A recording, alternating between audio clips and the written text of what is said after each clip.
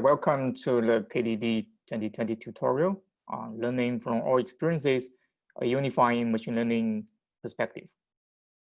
I'm very excited to give this tutorial with amazing speakers, Qirong Ho and Xing from Carnegie Mellon and Patton.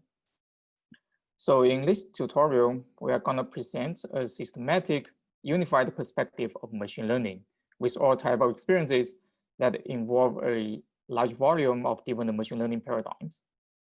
And we will discuss the theoretical foundations of this and its operationalization for productive machine learning solution design and development in support of different applications at scale. Okay, so a little bit about the presenters. So I'm Zhiting, a PhD candidate at Carnegie Mellon and a research scientist at Patton. And I'm joining UC San Diego as an assistant professor next year. And Qirong is the co-founder and the CTO at Patton. And Eric is a professor at CMU and the co-founder chief scientist at Patton. And we also would like to acknowledge some people from Patton and CMU who have contributed to this tutorial, including Eric, Hao, Hector, and Willie. Yeah, so let's begin with some broad context. So these days, people are expecting AI and machine learning to do a lot of things, ranging from like autonomous driving, machine translation, dialogue systems, to healthcare and scientific studies in biology and other domains. So machine learning is about the computational method that enable machines to learn concepts from experiences. And the applications we just saw each come with different type of experiences, such as a collection of data examples, or like structured constraints that encode our knowledge about the problem of interest. Or maybe the agent can interact with the environment to receive the reward signal to guide the training.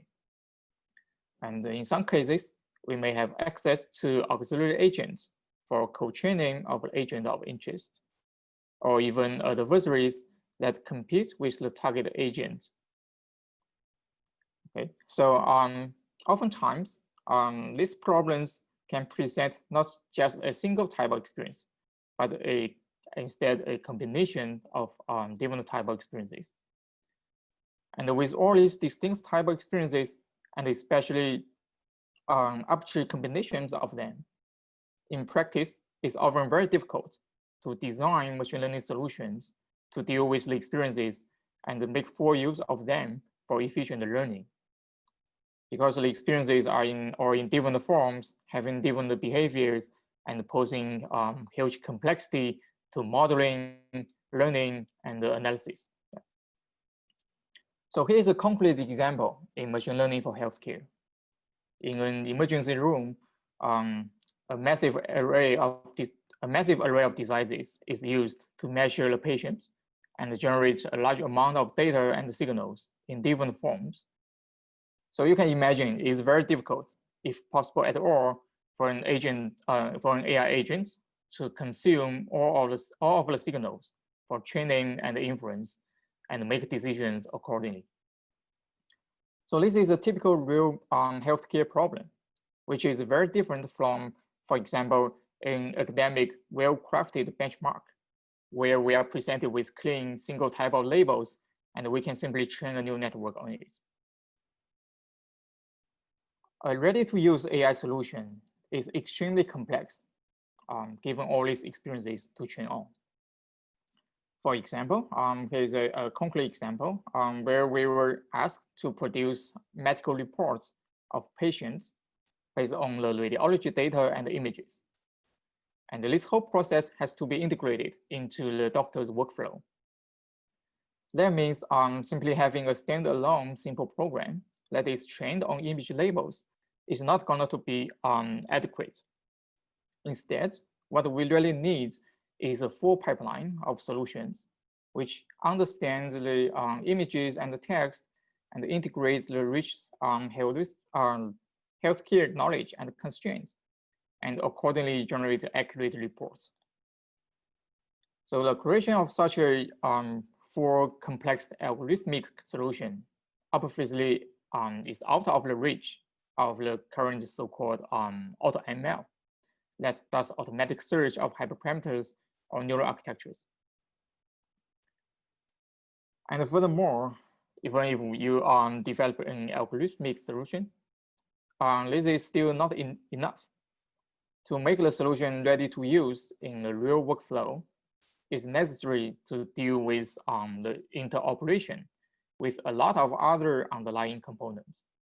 For, say, management of data and the different experiences, and the distributed training of models, probably on like heterogeneous hardware like CMU, like a GPU and the CPU, where one has to like probably handle computation and communication.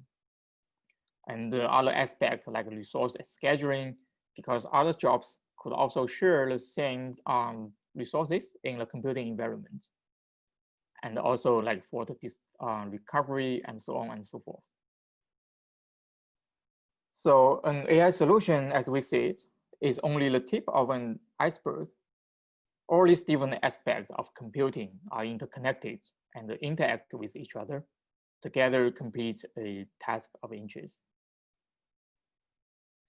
Okay, so how do we handle all of these aspects and components to get a full AI solution? The current way people are doing is mostly like crafting. We tend to design bespoke solutions for individual problems. For example, every time given a new problem to deal with the particular set of experiences presented in the problem, people would often create specialized learning procedures. And this is often depending on their familiarity with different machine learning algorithms. And given different computing resources, people have to, like say, craft different distributed training strategies and the resource management schedules. And the whole process is often not very reusable. So given 100 problems, we may need 100 bespoke solutions. So how can we move machine learning or AI into a discipline where one can build solutions capable of learning with all experiences for a broad spectrum of problems under the guidance of a unified and systematic perspective, and built in a standardized, reusable, repeatable, and reliable way? Just like in the aviation industry, people use repeatable building blocks and assemble an aircraft in a principled and systematic manner. And once an aircraft is built, many aircrafts can be built in the same way. So this leads to our tutorial today. And here's the outline. This tutorial basically consists of 3 parts. The first part is presented by Eric. It's about theory for a standard equation that provides a unified mathematical formulation for learning with all experiences in all learning paradigms. And in the second part, I will be talking about tooling for operationalizing the framework and enabling easy composition of machine learning solutions. And the third part by Qirong is about computing infrastructures for productive machine learning, including interoperation, automatic tuning, distributing, and scheduling. And there will be a 20 minutes QA and a break between each part. During the talk, if you have any questions, please feel free to post your questions in the Zoom chat box, and the presenter may be able to answer during the talk or in the QA session. Okay, so I will stop here, and so that Eric can take over.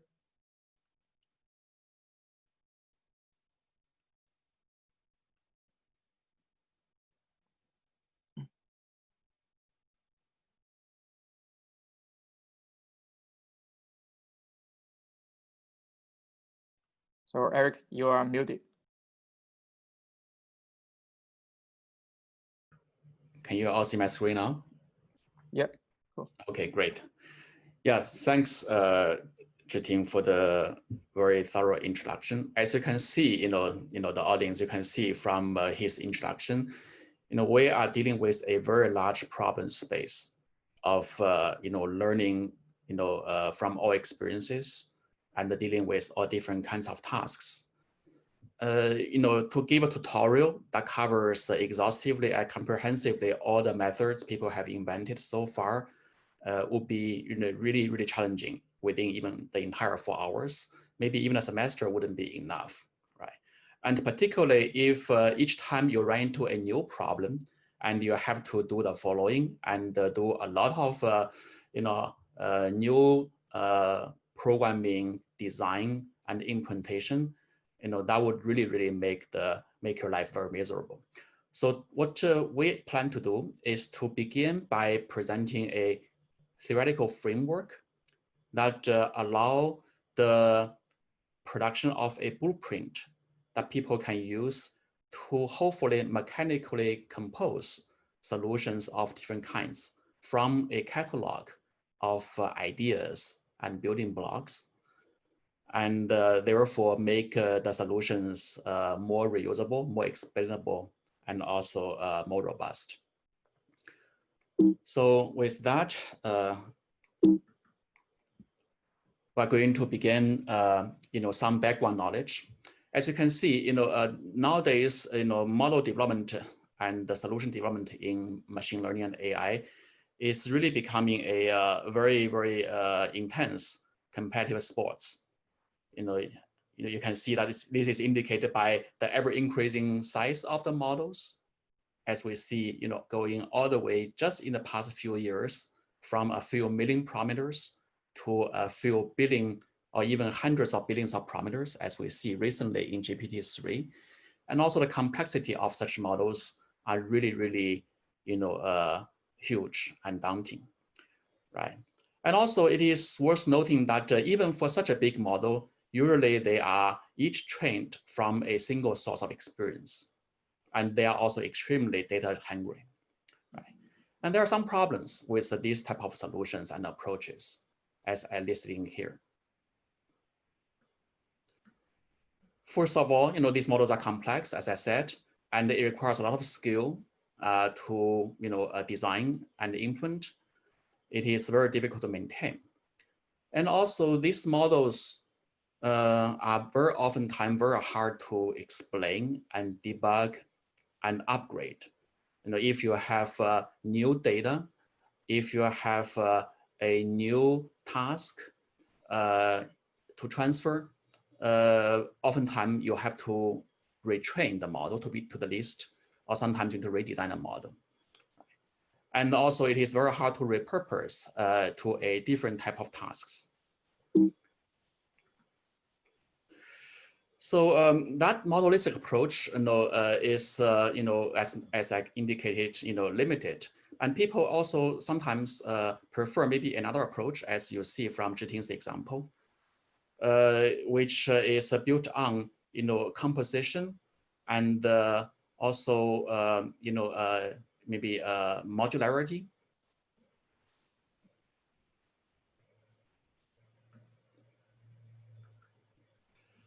So now, when we build all these modules, to come up with a non-trivial solution, and again, we need to go into very intensive design and training phases, and maybe pre-train or integrate different components coming from different experiences. So do we still have, we need to still have maybe a substantial amount of knowledge to integrate them to solve the problem. So there is a lack of a coherent and compatible mathematical principle, to guide the design of this exercise, and also the algorithms may not be able to be reused.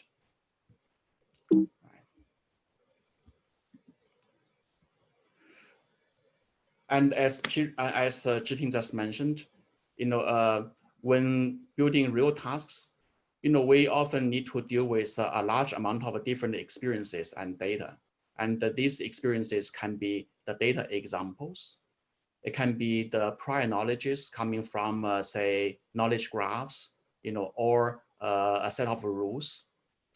If you're lucky, you may be dealing with, or unlucky, you may be dealing with a real environment where your action coming out of a particular condition can receive a penalty or a reward. You may have the luxury of having a agent co-train with you and give you feedbacks in a positive and constructive way. You may also be unlucky to have an adversary which also want to beat you and therefore give you competitive experiences.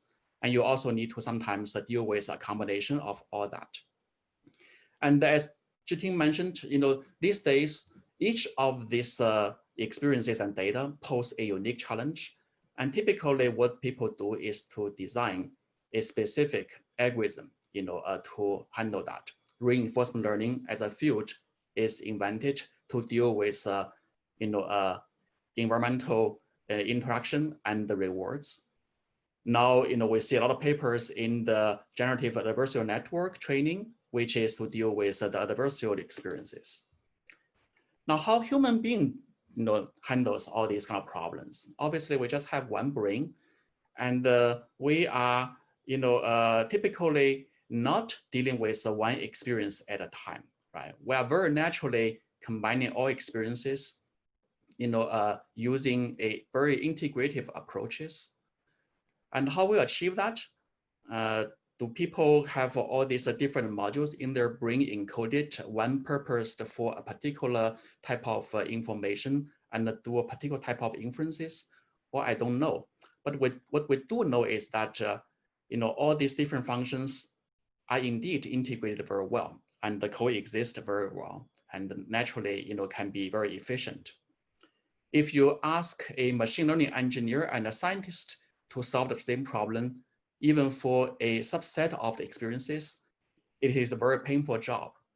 They are typically faced with a big zoo of a large number of models and solution and techniques.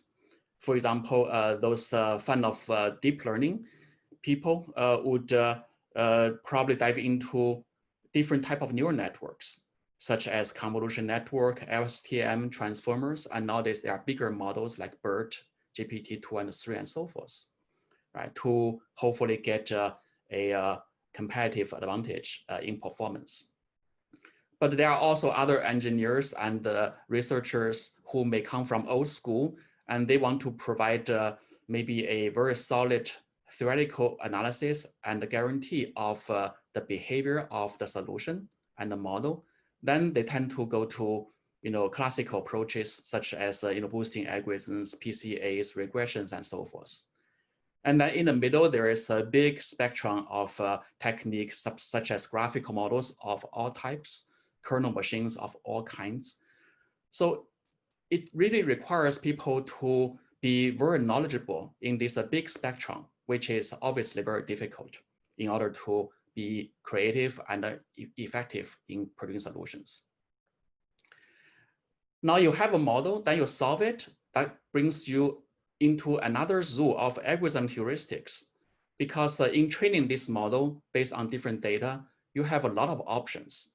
And typically, different options are again invented for unique type of experiences and unique type of models. For example, here we see names like reinforcement learning. It's a big field dealing with interactive experiences and rewards. We also see maximum likelihood estimation, which is built on static batch examples, sometimes streaming examples, and with a particular loss. So in a sense, you are really in a big maze of so many options of algorithms and the models and techniques. Therefore, the solution really depends very heavily on individuals' expertise and creativities. And what you can best hope for maybe is a bespoke solution that is specialized and crafted on a particular type of task. And of course, it is very skill intensive. And also it could be very, very costly and also time intensive. But what if you have many tasks that you have to deal with? What we see now in machine learning practice is almost like building runways that are only able to let a particular type of aircraft to take off.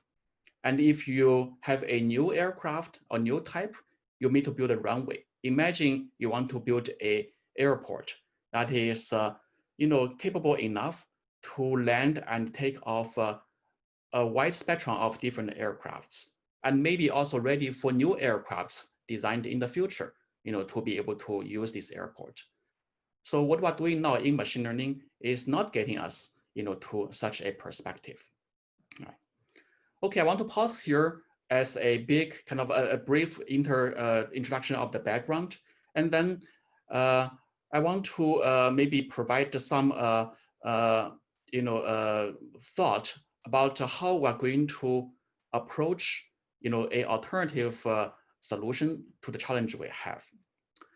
I was a physics major when I was an undergraduate, and I love reading physics literature. And I noticed that in the early days of physics, such as in the middle of the 19th century, what the physicists see, in their world is not too much different from what I just described, in machine learning and AI. Just take the theory of electricity and magnetism as an example. There are, Gauss' law of magnetism. There are Coulomb's law of charge, Ampere's law of currents, Faraday's equations. So a lot of them, right? And then if you want to broaden a little bit and think about other phenomena like light, and there are particle theories, promoted by Newton, Laplace, and so forth. And there are also wave theory of light, by Huygens, Thomas, Young, and so forth. Not to mention that other people are studying the law of gravity. It's all very different if you just look at the literature. And the people at that point, regarded them as theories describing different phenomena. And therefore, in order to be fluent in physics, you have to learn a lot of all these case-specific paradigms and techniques and theories. So then there is this theoretical physicist, James Maxwell. He did something very, very interesting, right? What he did is to study all these equations, formulas, and theories related to electricity and magnetism. And he ended up realizing that he could just use a set of equations to summarize all of that. His set began with this 14 equations. This is still a lot, but it's already a good reduction of all the forms and equations available to them now. Then. And also one thing he did is very interesting. And he was also introducing very clean and unified notations so that originally seemingly different theory can be put next to each other and directly compared. And this is actually not trivial. Names like electrical fields, mathematical fields, are really already creating the first vehicle to reduction and then allow mathematical phenomena to be distilled and summarized. And this is even not happening in machine learning. Just take a simple example of, say, variational approximation of a posterior distribution in a arbitrary model, say a network model or a graphical model. At least I can come up with 6 or 5 names already, such as variational approximation, variational posterior, inference network, inference models, and encoders. So all these different names actually refer to the same thing, which is an approximation to the posterior, of a deep or multivariate distribution. And but the name, ambiguity and divergence are causing people to take them to be different. And therefore it is very hard to extract a common pattern out of it, not alone building connections between different theories, right? Such as, for example, the variational autoencoder and the GAN, they are different theories, how to make a connection between them two, right?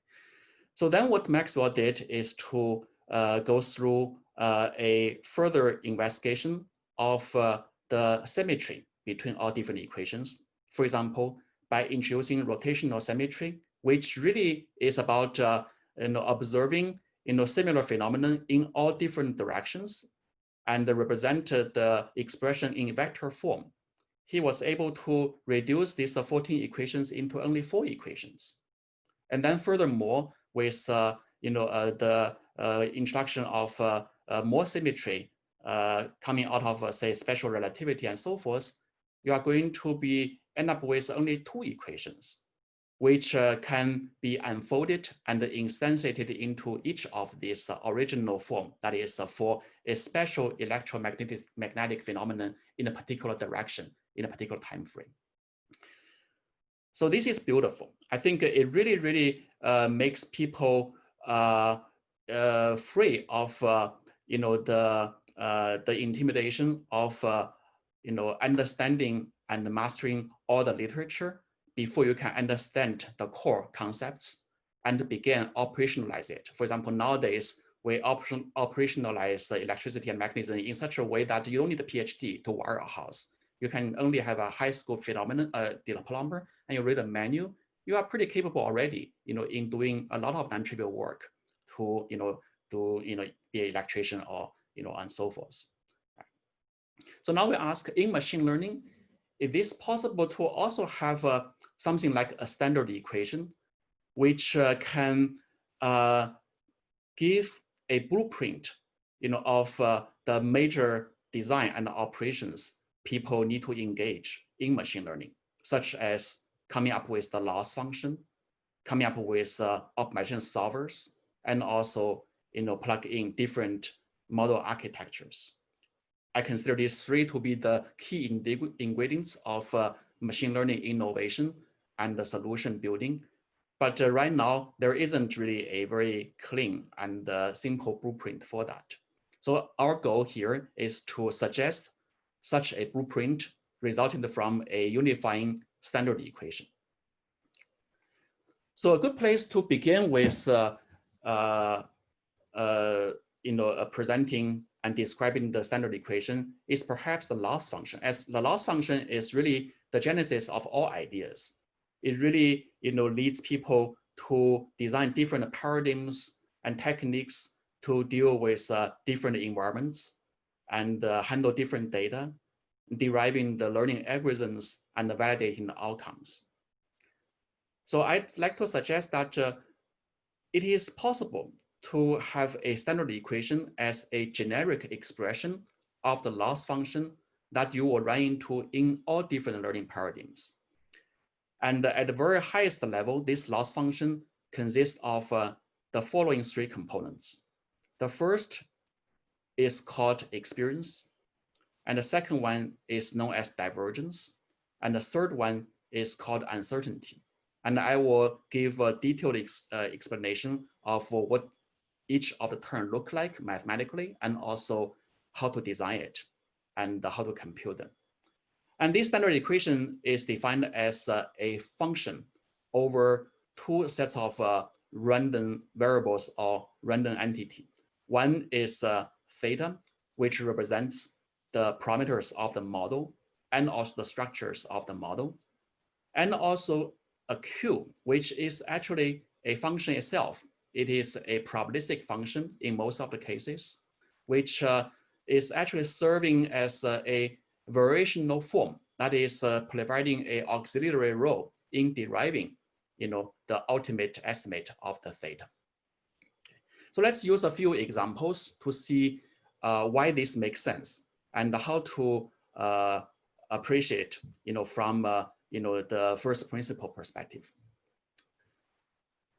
So we first look at perhaps the most classical algorithm in machine learning, known as the maximum likelihood estimation paradigm. We all know that in maximum likelihood estimation, you can work on a supervised learning problem where you use the likelihood function to describe an objective on fully labeled data, and then you can learn the parameters by maximizing the log likelihood of the function. And if your data is not fully labeled, then the likelihood function is a little bit more challenging to write down because now you need to marginalize over all the hidden variables inside this joint distribution, which is present inside a log function. And then you take expectation. This is algebraically pretty challenging to compute. And there is no closed form solution or expression of that. And then people come up with some heuristic. One of them is known as an EM algorithm, where in each step, you just impute those hidden variables from some intermediate form, such as the estimate of the posterior of the hidden given the data. And then you plug in this imputed hidden variable so that this term become now fully observed. Then you go back to the maximum likelihood estimation. So this is a very, very well-known heuristic, although the genesis of that is a little bit mysterious. Right. Now let's take a different look into MLE using what is known as the entropy maximization principle.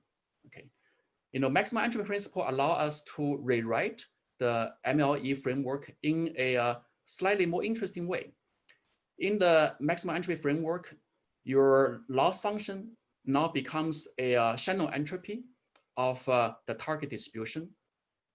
And then you are going to learn this distribution by solving a now constraint optimization problem. And the constraint is written as the model expectation of certain features known as the sufficient statistics equal to the empirical value of the sufficient statistics. So we are basically using the data from the training examples as a constraint to basically control the final form of the P distribution to be learned. So this is a constraint optimization problem, which looks like a little bit more complicated than our original MLE form, but later you will see that it actually gives you a lot of flexibility in becoming more creative. So to solve this constraint optimization problem, you can use a Lagrangian method, and you basically could recover the analytic form of the joint in this exponential family distribution, taking this form. And then you can see that the final expression of the MLE estimate is the same as our previous page, even though they are derived from the maximum entropy principle. But this nice looking form isn't really offering you necessarily the end solution, because these theta are very rarely analyzable or computable in a closed form. You have to estimate theta very often using a fixed point iteration or other iterative methods such as gradient, stochastic gradient. One algorithm, which is known as the iterative proportional fitting, is actually a very, very general and convenient generic solution to solve the problem to estimation problem I just mentioned. And this algorithm is actually directly motivated by the maximum entropy formulation. In MLE, you can basically turn the original model estimation problem into a KL minimization problem, where you minimize the KL between the empirical distribution and the target distribution. And by minimizing this using a coordinate ascent algorithm, okay, each time you focus on one clique, or one component in the joint distribution and keep the other fixed, you actually come up with this algorithm in which the update of a particular clique function or a particular component function in the joint distribution is going to be computed by updating the previous estimation times the difference or the ratio between the empirical marginal versus the expected marginal out of your current estimation of the distribution. And when your potential function is parameterized, such as a local conditional distribution, or just exponentiated linear sum of features, as in CRF models, then this algorithm can be reduced to either a GIS algorithm or a stochastic gradient descent algorithm. So this algorithm is actually very general.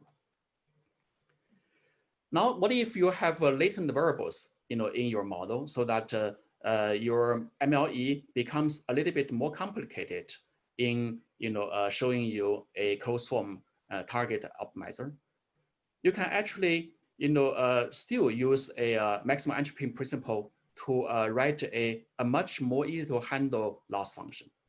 In here, we want to introduce a variational distribution Q of the hidden variable given the observation. This is also known as an auxiliary random distribution. And with that, you can express the log likelihood of partially observed data, as a lower bound that consists of a entropy term of the variational distribution plus a cross entropy between the variational versus the target distribution. And then this loss function turned out to be a lot more natural and straightforward to be optimized than directly solving this log marginal form. For example, the so-called EM algorithm can be actually understood in this very intuitive 2 steps. In the E step, you are actually solving a optimization problem in the Q space or in the variational distribution space where you minimize the differences between the variational distribution versus the target distribution. And then in the M step, you are going to now recompute the cross entropy term in the lower bound and then maximize it over the free parameter theta. So this idea of alternating between Q and theta, underlying EM, is actually quite a profound idea. It's like providing you an extra set of ladders in climbing a steep wall. Originally, you have just one ladder in climbing a steep wall of loss function. Now you have 2, and you are allowed to bounce back and forth between these 2 ladders or 2 auxiliary tools, to make the derivation or the expression of the update function in each step a lot more easier. In fact, this form and this form are a lot easier than directly taking gradient over this particular log of marginalized likelihood. And also, it gives you a vehicle or pathway to further simplify if you run into unexpected difficulties. For example, people find that when your target distribution or when your variational distribution are too complex, such as becoming a full network of multiple layers, then even computing the KL divergence between this tool can be difficult, and computing the cross entropy can also be very difficult. Then what's going to be happening is that you can now directly restrict the family of the Q distribution, of the variational distribution. People know, for example, the mean field algorithm or mean field approximation, that actually amounts to restricting the Q family into a fully factorizable product of simple components. And then there are other things like structured mean fields and Bethe approximations. They all amount to restricting the family of distributions of the variational approximation to a simpler one. And then basically your EM steps still goes as usual, except that now you are going to restrict the Q in a simpler space. And in the M step, everything is the same using the simplified Q. Okay, so this is very intuitive. Basically, I'm going to redefine this ladder to make it a little bit easier to climb. What if after this, you still cannot compute this? This is still too difficult because people notice that KL divergence between two distributions are asymmetric. Sometimes, changing the direction of the Q to P can make things easier. And that's actually an idea used by another well-known technique known as the weak slip algorithm.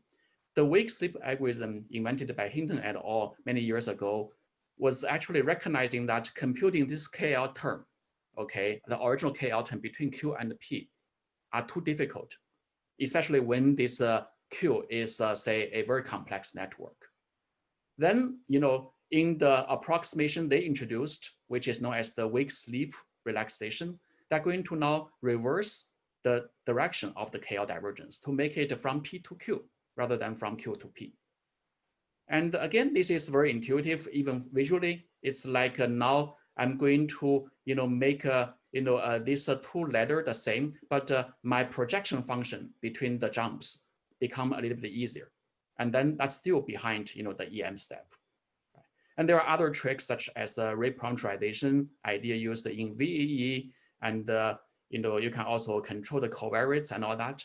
These are all basically taking advantage of this very nice expression of the lower bound of the original, very challenging loss function by entropy terms, or cross entropy terms, resultant from the max entropy idea. So just to sum up, there is a deep connection between the MLE, maximum likelihood estimation principle, and the maximum entropy principle. And by using the max n principle, you get a lot more clarity and also a lot more additional resource in simplifying, existing learning algorithms, and which allow many techniques to arise more naturally as an approximation to the original solution. There is another type of learning framework which also connects very deeply to maximum entropy principle, which is Bayesian inference and also posterior regularization.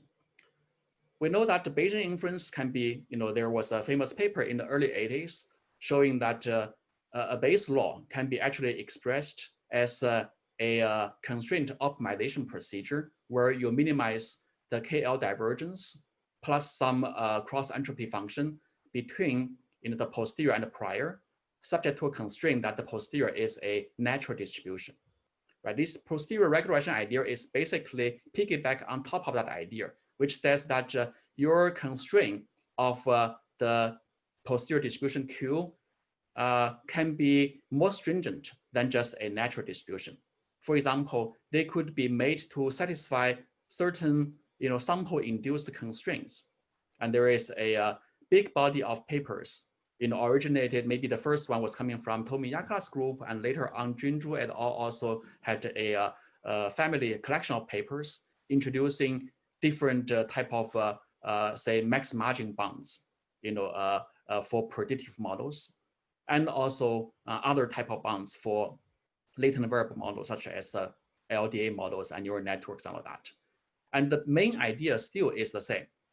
The loss function is a entropy term plus a cross entropy term defined by the variational approximation and also the target distribution, subject to that the variational distribution is going to enable a margin-based constraint. You can actually use the Longin method to solve symbolically the expression of the variational approximation in closed form, which looks like this. So this form is actually very intuitive. You see a very natural log linear additive effect of the current estimate of the model plus the features introduced by the constraints. In fact, in order to solve all these parameters inside this term, you will need to play with additional techniques, which I'm going to introduce a little bit later, that actually gives you opportunities to deal with nonlinear models, kernel effects, and other things. But I'm going to drive to the other direction, which I meant to quickly land, which is on the standard equation. So this technique, called posterior regularization, is actually not necessarily only useful for Bayesian inference.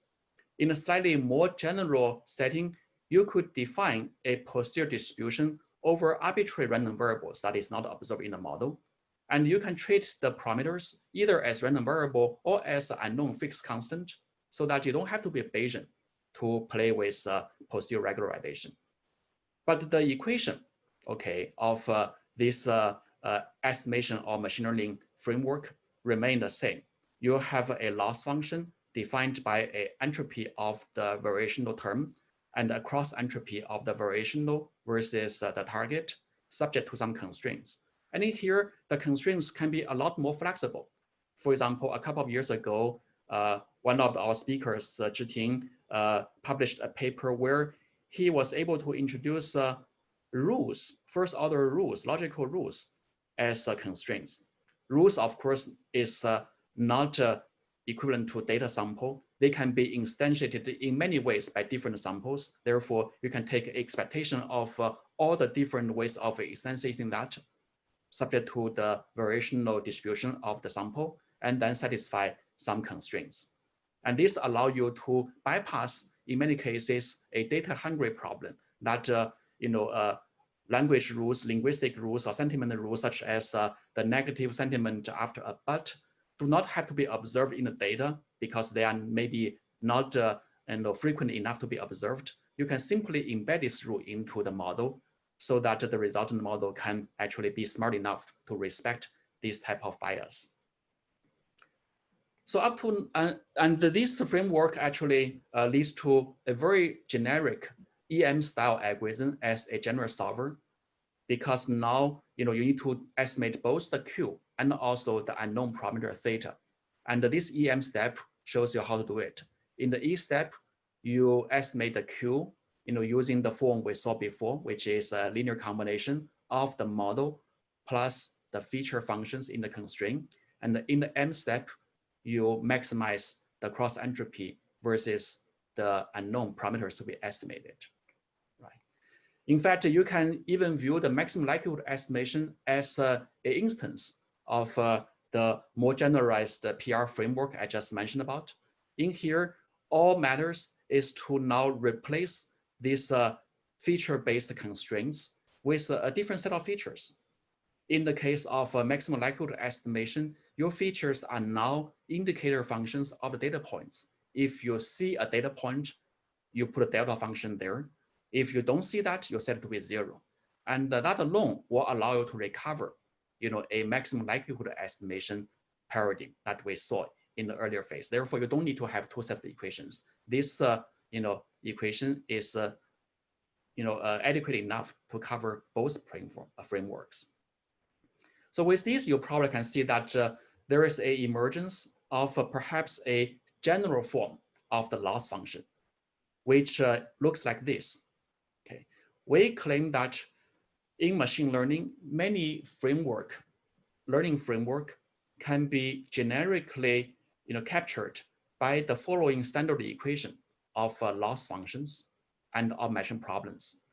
The loss function can be expressed in two ways. One is a constraint optimization framework, where you see one term, which is known as the divergence between the variational approximation or the auxiliary function to the target distribution, and also the target distribution itself. The second term is an entropy term over the variational distribution or the auxiliary distribution. And then this function is subject to a constraint defined by features, which we will call them experiences shortly. That is, again, generic.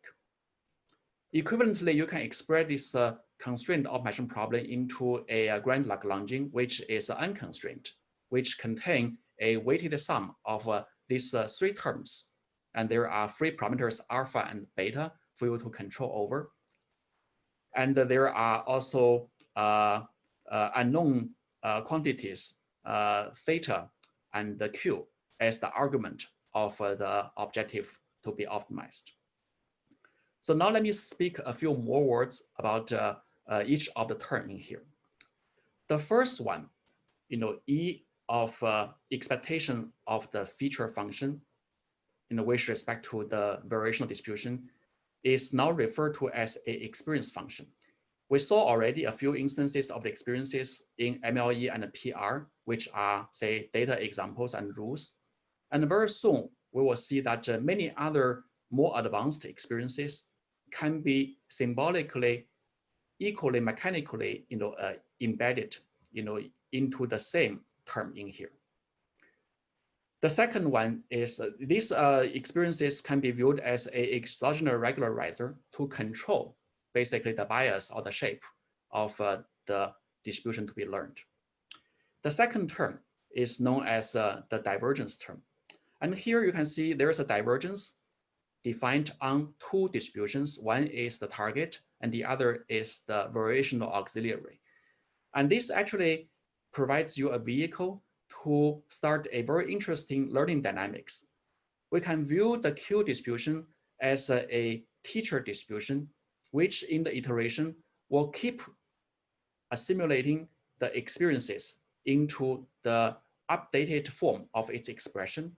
And then by minimizing the divergence between the Q and the P, which is called a student distribution, you are making the student more and more like the teacher. And that's, in our opinion, a critical term to ensure that learning is leading to convergence and leading to optimum balance between the intrinsic model behavior and also the experience extrinsic exogenous behavior and the information.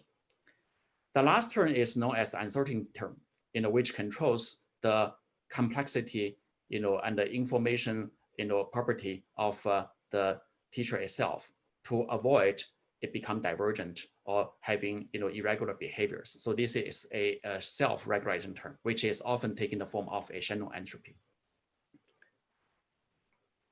Okay, so with this equation, let's take a look of, how, they can be utilized to solve our problems in hand.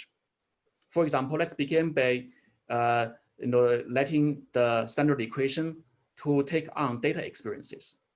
Okay, we saw that before. The data experiences can be described by this feature function as a indicating function over data instances, and then the standard equation after plug in f function like this and the q as the posterior of the latent variable given the data, you recover a reduced form of this kind, which is actually what people recover in the standard maximum likelihood estimation under partial labeling. Now let's consider a more interesting data experience. Let's imagine that the data are not just given as a batch. Say the data come from some oracles that you have control over. You don't need to know the details of the oracle, but you have access to this oracle to get data from. And then you can also have a function that measures the informativeness of this particular instance data. For example, how much classification error it will generate, once you apply this data in a model and so forth. And then these two pieces of experience, one is the oracle source, the other is the uncertainty, can be actually used to form a new type of experiences, which we call the oracle data experiences. And let's see what happens if we plug in this experience back to the standard equation. We just plug this back into the standard equation and using that generic EM algorithm or the generalized EM algorithm to get to our updated equation, and they look like this. In the E step, we update the variational approximation using this, which turns out to be a log additive form of again the current estimate of the model plus the oracle features and plus the uncertainty features subject to normalizability. And then in the M step, you are going to now estimate the theta by maximizing the cross entropy, minimizing the cross entropy between the newly estimated Q versus the current form of the target model. It turns out that this equation is equivalent, to a paper, equation published in this paper in the Zhiting at 2007, which was designed for active learning. Okay, so basically, standard equation using the oracle data experiences allows you to perform active learning without changing any other components of the learning algorithm. You don't even need to know what is active learning, but you already are performing active learning. Another interesting area in machine learning is known as the reinforcement learning. And how about we take a look of what reinforcement learning look like in the lens of standard equation. So in reinforcement learning, you are not going to be dealing with the kind of data as we see in maximum likelihood learning or active learning. In here, we're dealing with states, which is denoted by X, and actions, which is now denoted by Y. And then in performing an action at a particular state, according to a conditional distribution of action given states, which is sometimes known as a policy, we're going to get a reward, which depends on your states and your action. And then you're going to be transitioning into the next state. Right? So the goal of reinforced learning is to use these dynamics, which is known as the Markov decision process, to allow learning the policy P of action given states. And a key ingredient in this learning paradigm is the reward function, which is defined as the cumulative rewards, from the onset of the game toward a infinite horizon. And your goal often is set to maximize this particular term, called the expected future rewards. And also, you usually assume the existence of a state distribution, which allows you to properly model basically, the behavior of the state space. Now let's see, how about we let the standard equation to take on a new type of experiences coming from the rewards. For example, here we directly plug in the expected future rewards, as defined in the previous slides, into the feature function. And of course, our auxiliary distribution of the action and the states need to be rewritten in this form, where you have on the first part, the policy of action given states, and times the state distribution mu, okay, parameterized by the current value of the parameters. And your target is hopefully, the eventual, policy function you want to learn. So now let's plug all this, the feature function defined as the rewards, and the variational approximation and the target distribution all back into the standard equation in here. And suddenly this loss function becomes a form of this, okay, which has an entropy term over the auxiliary policy, the cross entropy of the auxiliary over the true policy distribution, and also the expectation, over the expected future rewards. And by the way, this term defines an upper bound of this term, which is what I call to be a reward excitement function. Basically indicates, it's basically the conditional probability of some action taking place such that the maximum rewards is attained and expected over all the distributions of actions and the states. Okay, so it turns out that this particular formulation is what is known before, in a couple of earlier papers where they were proposing RL as inference. Basically, they arrived at the same expression of the loss function as what we did here, and then subsequently they have a few algorithms solving this optimization problem. So in here, all we need to do is to plug in a reward experience and also make use of the state distribution available in the reinforcement setting and plug into the standard equation. And then we recover something that is known to be RL as inference. That's very interesting. And RL, of course, is a very big domain. There are many different ways, even on dealing with the same rewards. Just now, the rewards was directly the expected, the sum of expected future rewards. But in another setup, the rewards was also treated in this way. For example, in here, we can use the logarithm of the expected cumulative rewards to be our feature. And then we plug in the Q and the P like what we did before. And suddenly, your new standard equation leads to the following EM algorithm. Okay, in the E step, you are going to now combine the current form of the policy with the rewards, the feature functions that is newly updated because it is parameterized by your new variables or coefficients in the policy. And then in the M step, you are going to now compute a derivative over the cross entropy, which actually turns out to be taking a form in fact, I'm not going to explain the details, but after, replacing, a analytical estimation of the expectation with a sample-based estimation, and after taking the log derivative tricks to exchange the ordering of the expectation and the derivative, you suddenly get a term in here, which is actually known to be the policy gradient algorithm, okay, in a number of very well celebrated papers. So you can see that the so-called policy gradient algorithm was nothing but a EM algorithm running on top of the standard equation using a particular type of reward experiences. Okay, so this is quite interesting. So we've seen a few examples of playing with different experiences.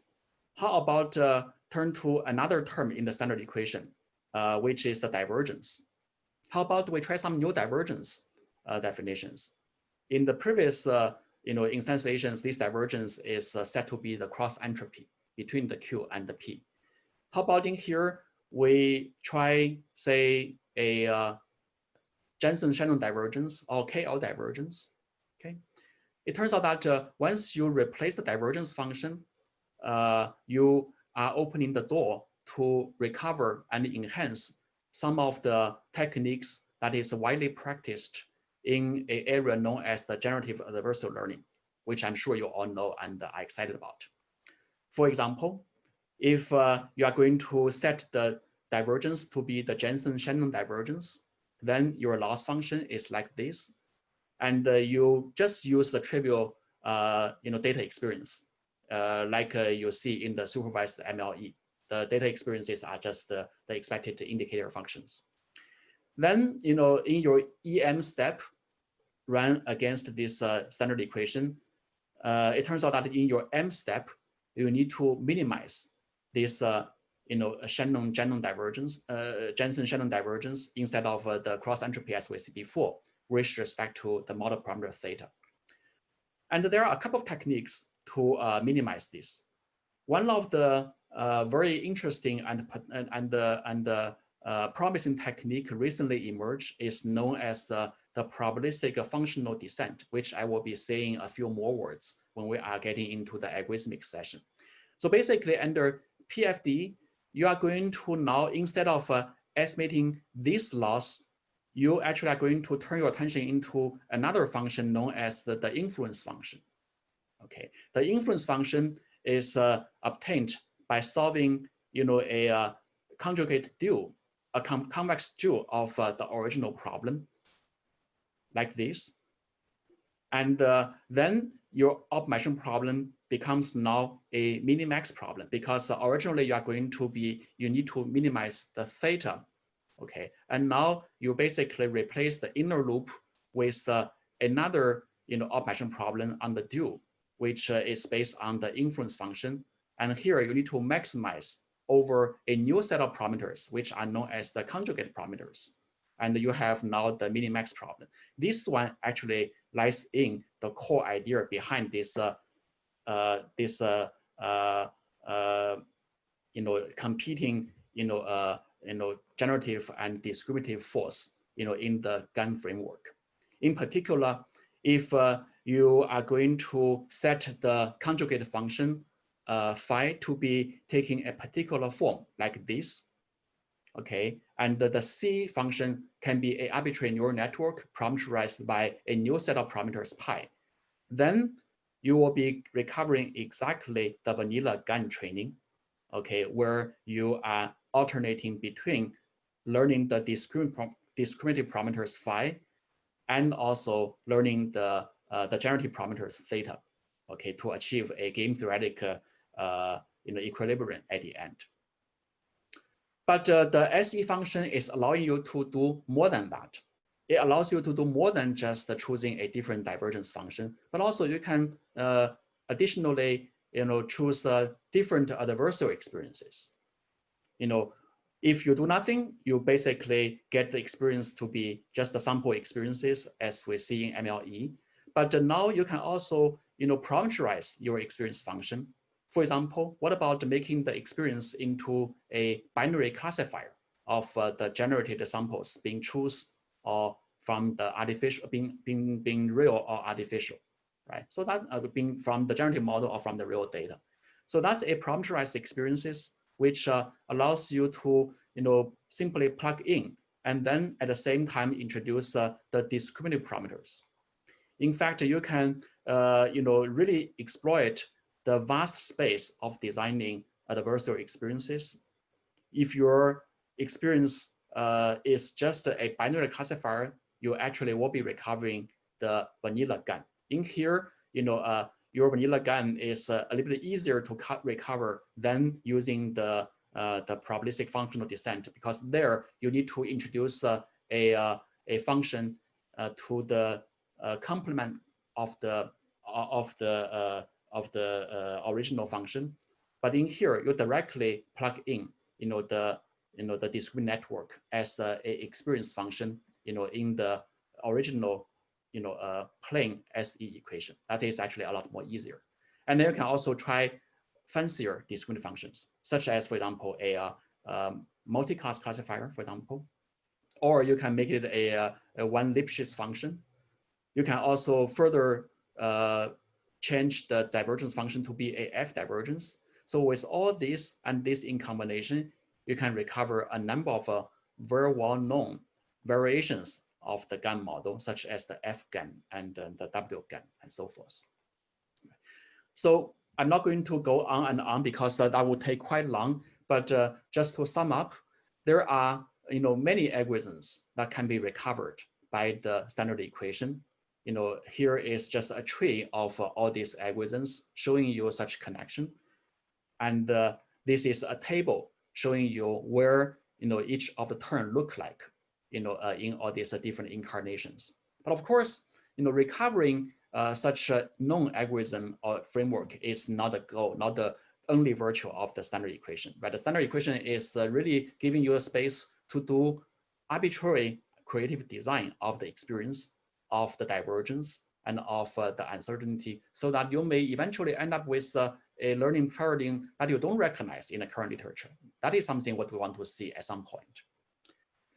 Someone may ask, is the standard equation covering all what we know already? Well, not quite. We haven't really got time, or there may be a limitation that we don't see yet in the standard equation in describing current algorithms. For example, we haven't figured out how to really use the SE to describe this very big space of a meta learning framework, where you are trying to learn how to learn. You are trying to learn something that is transferable further on with a subsequent task and so forth. There hasn't been a systematic examination of how to apply SE there yet. Lifelong learning is another area that is very interesting, which we want to look into, but we haven't yet. Right? So I think it's very interesting to do a number of future work to study basically these connections down the road. So before I jump into the algorithmic part of how to solve the standard equation, I just want to wrap up by reminding you that with the standard equation, one obvious free outcome is that you see all experiences already coming together. This is echoing the title of this tutorial, that you want to learn with all experiences. In here, your experience function really gives you a very straightforward vehicle of making weighted combinations, okay, of all different experiences. In fact, we even have reason to believe that through the potential offered by the standard equation, you may be able to pursue nonlinear combinations or kernel combinations of different features to really get complex interactive effects. That's a direction that we haven't studied, but I believe it's very interesting. But with the standard equation, it allows you to really focus on what to use rather than how to use, because there are some big hammers in the algorithmic space, such as the generalized EM algorithm as described, which allows you to really solve hopefully novel standard equation without reinventing or reinventing new algorithms. But now let's look into the algorithm space a little bit more carefully. The zoo of algorithm, the operation solvers is really big. As you can see, there are all different algorithms invented in a very, very a use case specific fashion. For example, proximal policy optimization is an algorithm that is known in reinforcement learning, right? And it is, of course, less well known, in, for example, maximum likelihood learning or in gun learning. And there are other specialized algorithms, such as the kernel trick, that is used in posterior regularization, but it has never been used in other places. Right? So we ask, are we lucky enough, to be like having a standard equation for the loss? Is there a master solver to optimize such a standard loss? Unfortunately, so far we haven't seen such a thing yet.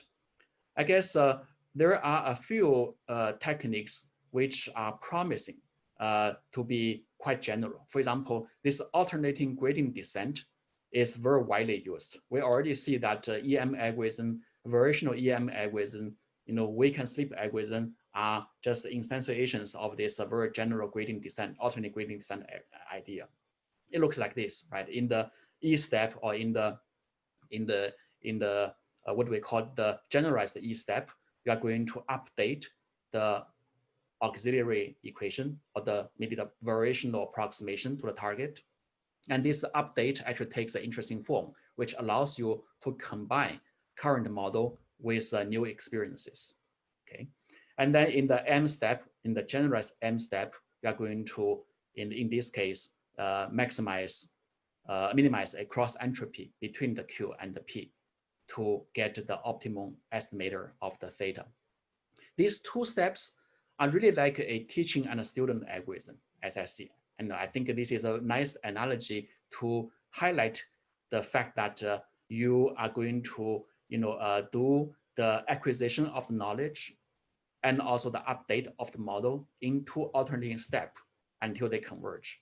And under this inspiration and intuition, there are many small or large or sometimes very creative tricks and heuristics invented in all this direction, which I don't have time to cover, but you can see some of these names already mentioned, PPO, max and reverse ERL and all that. They are originally invented in different learning paradigm, but now they can be seen as a generic tool for the standard equation.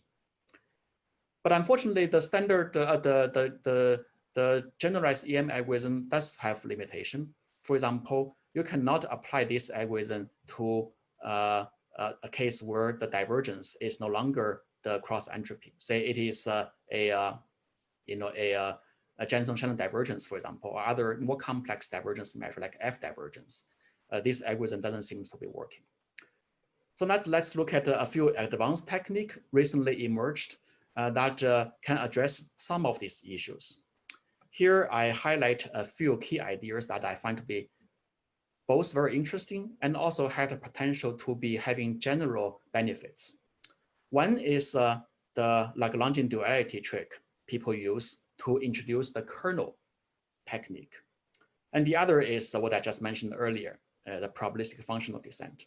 So let's look at first, the duality trick.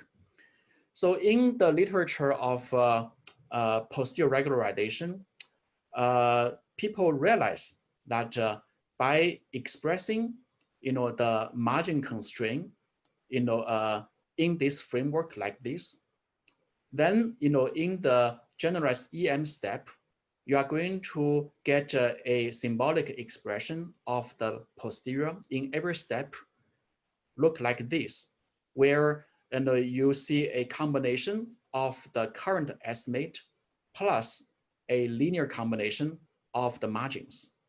Okay, so this is a very, very important insight because you can now because these are linear combinations weighted by the lambda, which are the Lagrangian multipliers.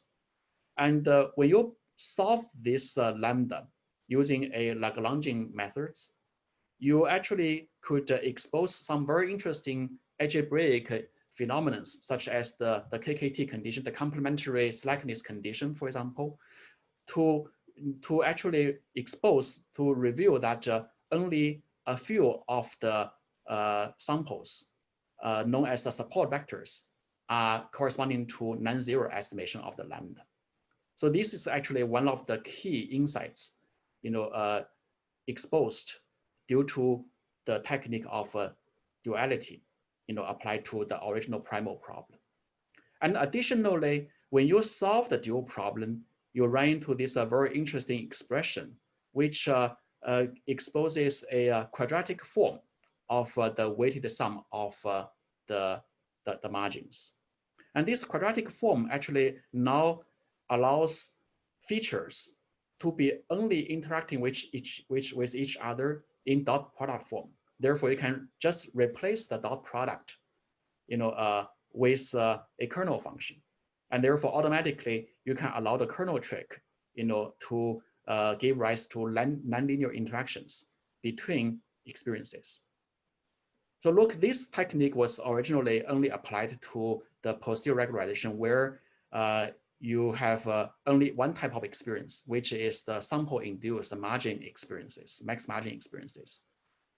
I suspect that when we now apply linear combinations of all different type of experiences, you may still use the Lagrangian, using the convex duality trick to visualize the problem or analyze the problem in the dual space, where the sparsity effects and the support vector effects and also the kernel effects may actually be also available, for experiences of different type.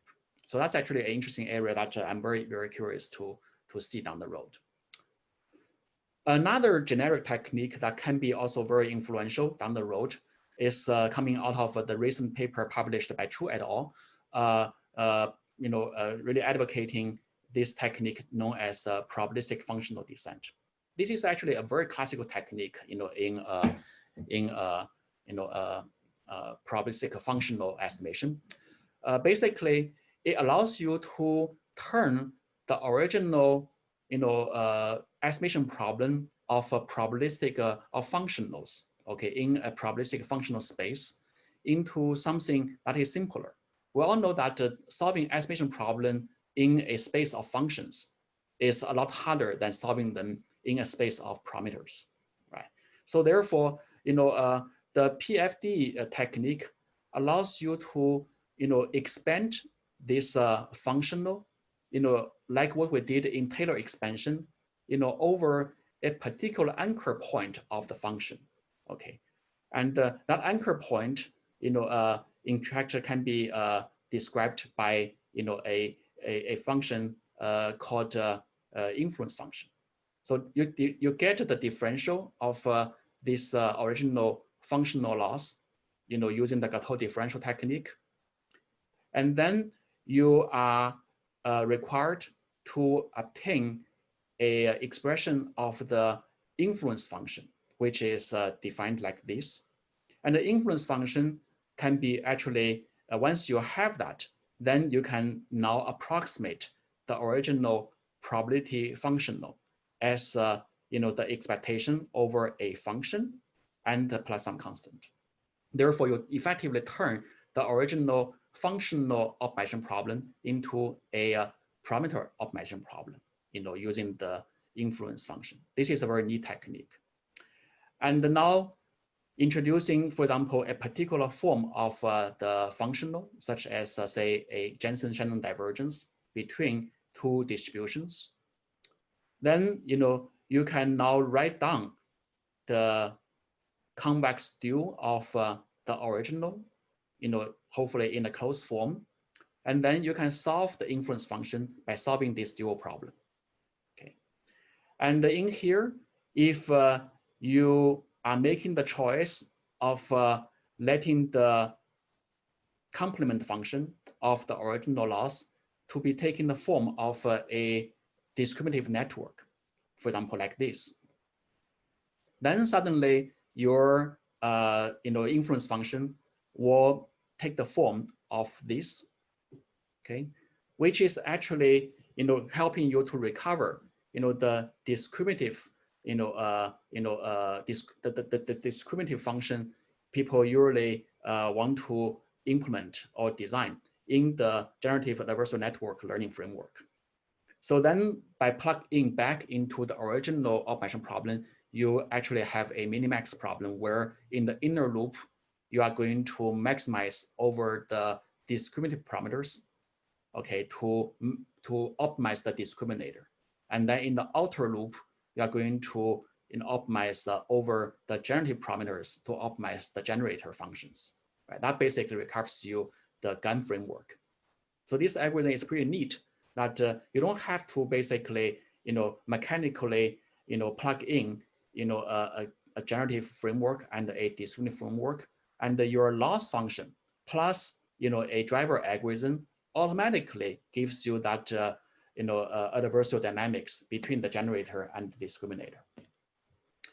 Similarly, you can apply the PFD to a different type of standard equation loss, where the experience function is not set to, say, the cumulative rewards, in the reinforcement setting.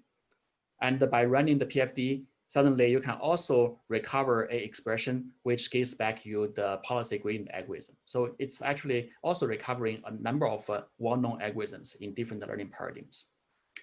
So there is a potential that PFD, just like the alternating gradient descent, can become a pretty general driver over a large spectrum of loss described by the standard equation.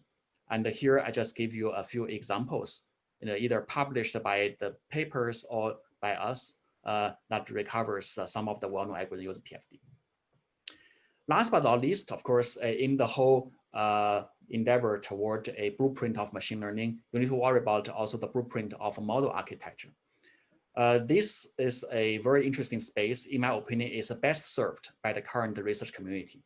There are a lot of innovations and ideas, even standardizations and catalogs available now, for designing neural networks, for designing graphic models, or even compositional architectures, which allow us to really, define very nicely the space of a Q and a theta, in a highly compositional manner.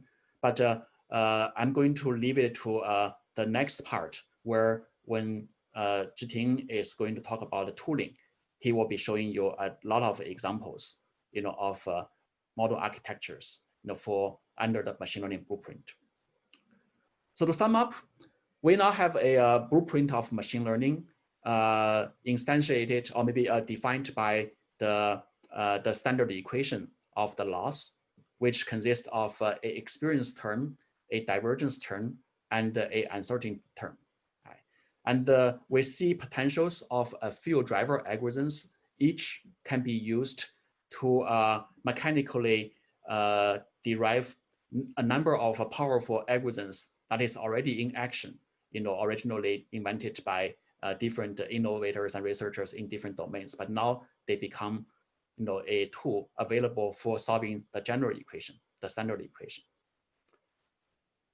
Next, I'm going to maybe give you a few examples of how to make use of this equation, the standard equation, to make life easier, or to maybe exploit more capabilities and functions without reinventing the wheel, before I hand it to Zhiting to provide the actual interface and tools to make those happen.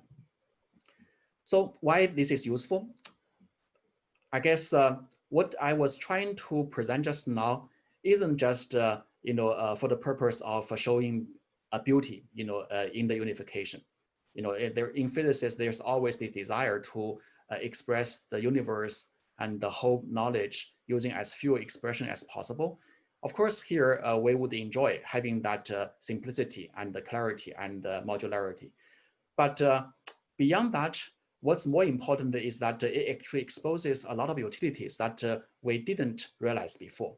And also it could make the realization of these utilities a lot easier and straightforward. For example, I already mentioned there is an opportunity now to learn with all experiences just by defining the experience function as a sum of all experiences. And that actually will give you chances to broaden the use of originally specialized algorithms. It's like making your runway now ready for different aircrafts rather than only the runway for reinforcement learning aircrafts. Right? And also it allows you to do very flexible experience composition and the different combinations. I just mentioned that this mathematical framework opens the potential of complex interactions between experiences, such as nonlinear interactions, such as maybe infinitely higher order interactions, due to the kernel effects. And in fact, I think even from a pragmatic point of view, having a standard equation is probably indispensable when you want to design a new generation of AI agents, which is going to be trained and deployed it in a more realistic game theoretic learning framework. So our current learning, machine learning, in most cases, is really agent-based, and in fact isolated agent-based. When you are developing a recommendation system to a client, you don't assume that the client is actually also having access to 3 other recommenders, and you actually need to compete with the others. If you are driving a car, it's not like you receive signals. You may want to also either send signals or receive signals from other cars on the street or in the city. So that actually will influence your perception of the world and also your decisions and your value and so forth. But you can see this game theoretic setting where you have multiple interacting agents requires you to be able to handle multiple experiences, both as a raw data sample, such as image and text, but also rewards, uncertainty, and adversaries and others. So this standard equation makes you ready to embrace and integrate all these experiences, because the mathematical framework is naturally designed to fit that kind of needs. None of the existing framework gives you that flexibility of designing these agents. I believe this might be, again, a very, very rewarding experiment and future direction, to really open up new opportunities for machine learning.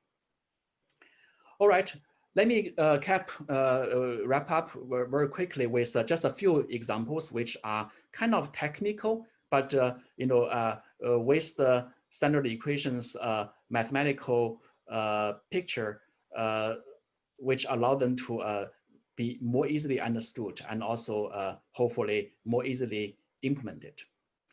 So learning with all experiences begin with repurposing all different algorithms, because in the past we usually are in the world of one algorithm, one experience, that kind of a mapping, right? And you don't basically use, for example, a policy gradient algorithm to learn, sample-based kind of maximum likelihood kind of problems and so forth, right? But let's see a few examples where some new needs and some new opportunities may actually call for this kind of innovation. For example, in our posterior regression framework, we said that we can introduce logical rules to be the set of knowledge-based constraints, okay? And there are many, many rules. Some are maybe more powerful, some are more useful, some are less, some may be a wrong set of rules. So how can you actually basically assign weights of different rules, right? I don't think it is very well studied, in the posterior regression framework yet. But let's see, how this problem can connect to what is known as the policy gradient algorithm and maybe RLS inference problem or reverse RL problem that is well studied in the reinforcement framework, where learning policy or learning rewards is actually one of the new frontier, in innovation. So here is example. In the framework of max and inverse reinforcement learning, the rewards are parameterized. Okay, they basically allows the agent to learn the validity and the soundness or the value of the rewards, using a formula which is running in a EM mode, where in the E step you are going to update a policy function based on the newly weighted rewards. And then in the M step, we are going to solve this cross entropy optimization problem, by relearning the weights of the rewards. So this algorithm is well developed, first of all, originally by Zibard, and then by many other authors, known as the max-end inverse RL. Now let's look at the problem in PR, in procedure regulation with the learnable rules. It's almost symbolically or morphologically the same, that you can write down your rules using a parameterized form, okay, where each rule is giving a weight phi.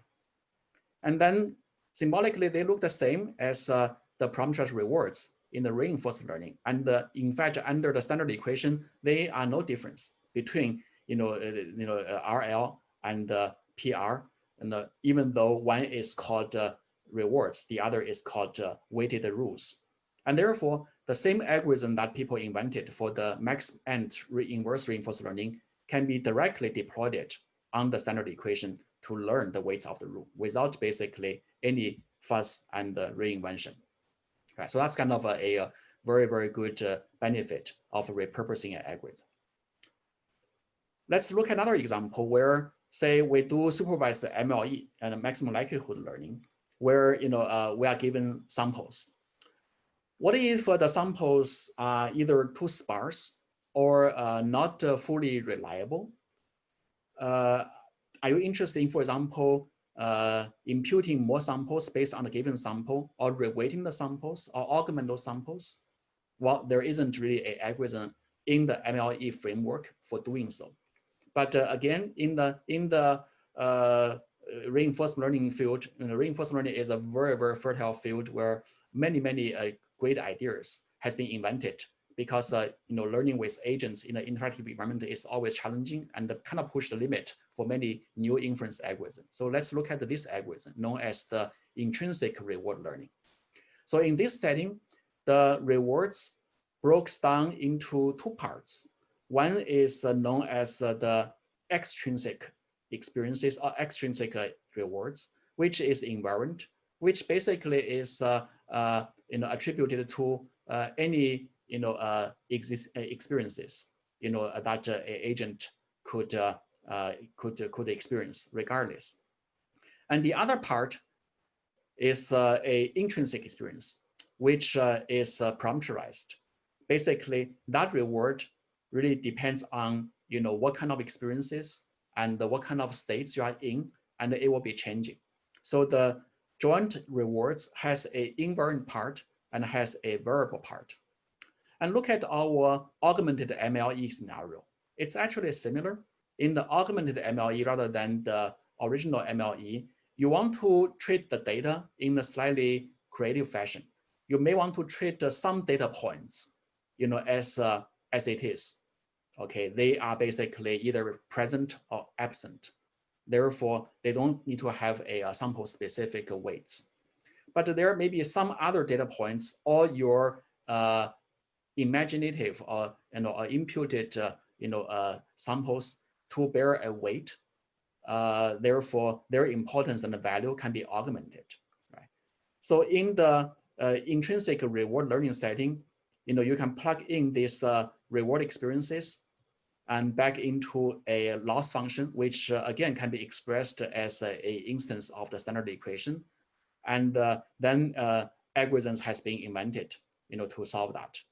And in this case, we can pretty much just use the same trick of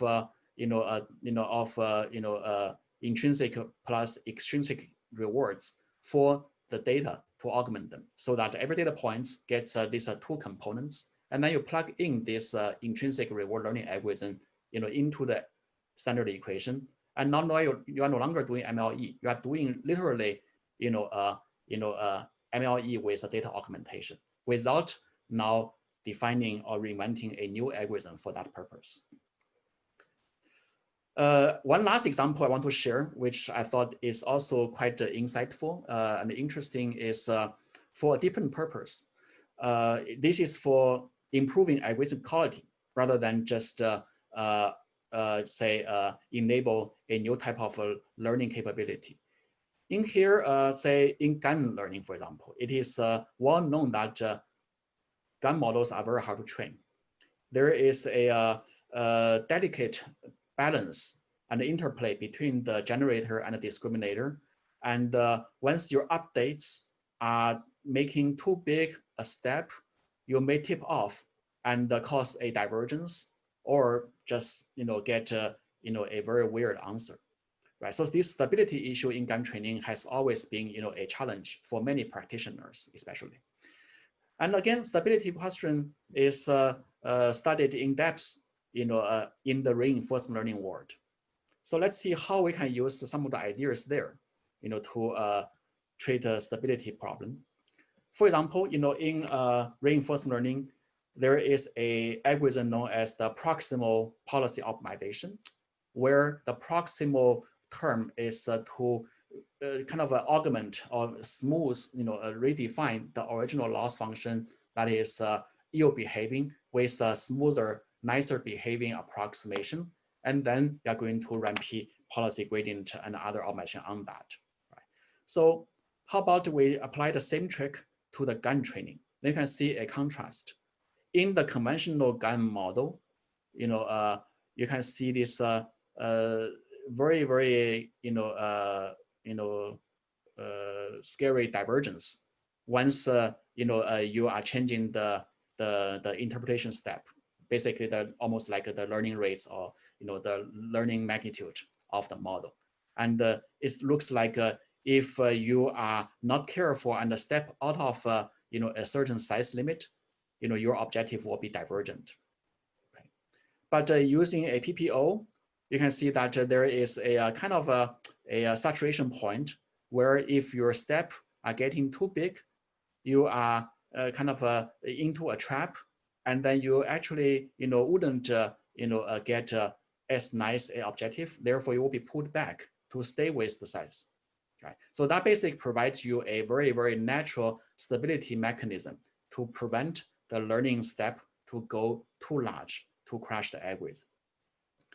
In another example, similarly, there is an idea used in variational inferences, where people use importance weighting, to again augment, the effect of every training instances.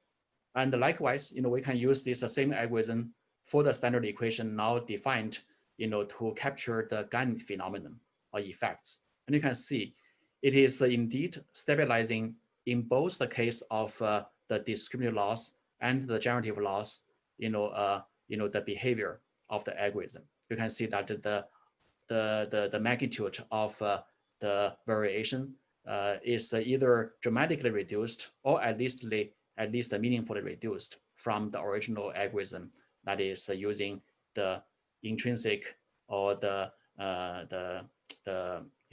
original algorithm developed in the gun community. So I'm going to wrap up now. There is, as I mentioned, a huge space of exploiting, the promise of learning with all experiences, such as using the repurposable algorithm to solve problems where experiences gets rich composition. And here I just give you a highlight of how this composition could look like, right? Imagine you train a conversation system or a chatbot where you want the chatbot to behave like a human in terms of they speak the right language, linguistically correct, but also they should understand the right sentiment of the conversation. They should also follow certain linguistic rules and all that. Again, training such a model may be very expensive. Of course, you can say maybe the BERT model and the GPT model could overcome that. But even so, sometimes a flexible retrainable and repositionable implementation can be valuable. And in this case, the standard equation allows you to really combine experiences coming out of a sentiment classifier, out of linguistic rules, out of language models in the combo, and then very quickly produce a trained system that achieve a compounded effect of all these behaviors. Okay, so I come down to the conclusion. In sum, the standard equation is meant to provide a blueprint that allow people to learn under different type of experiences, and also using different loss functions to qualify and to guide the training and the teaching and the student effects. And it really allow people to repurpose many of the existing algorithms and recover many of the existing technique for their reuse and redeployment. But also it opens the way to hopefully come up with new solutions and new algorithms. So with that, I'm going to stop, and I have time for a few questions before the break. Thank you. Thanks, Eric, for the first part of this tutorial. Yeah, so yeah, if you have any questions, please feel free to post the questions in the chat box. And now we see some questions already. Let me take a look. Yeah, so one of the questions is, yeah, can you help to illustrate an example on how to leverage the experiences from a knowledge graph into the standard equation? Thank you. That's a very interesting question. Maybe Zhiting will do more in his part, but you can imagine a knowledge graph. What is a knowledge graph? Symbolically, you can express knowledge graph, the path on that, or the neighborhood connectivity of that as a collection of first order logic rules or constraints, right? So that's basically how you reduce the graph into clauses and the rules that could be expressed into into the standard equation. That's how I would do that. But of course, practically it is very challenging, because if you want to encode every piece of knowledge and constraints on knowledge graph, that's a huge space. It's a graph space of all possible connectivities. Whether you want to do that, it's basically a trade-off between the resource and also the necessity. I can imagine maybe a different way of redesigning a constraint. Maybe Zhiting can chime in, where you do a reverse check. You basically see a data example or a piece of conclusion. You map back into the knowledge graph and see whether they are consistent or not. So it's more like a consistent a constraint, rather than a predefined set of rules in the standard equation. How algebraically this is to be implemented, I will leave Zhiting to answer those. Yeah, so yeah, as Eric mentioned, the standard equation basically provides you a interface to like design this solution to like say integrate the knowledge graph in the learning process.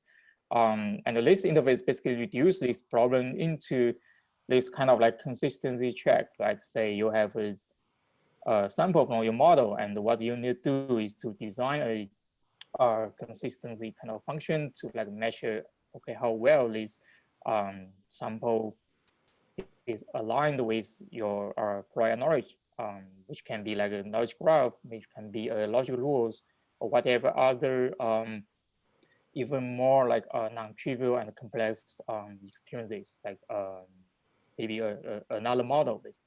So in the second part, we will give a very concrete example on how the standard equation enables us to incorporate these different type of like experiences to in a kind of a new learning problem.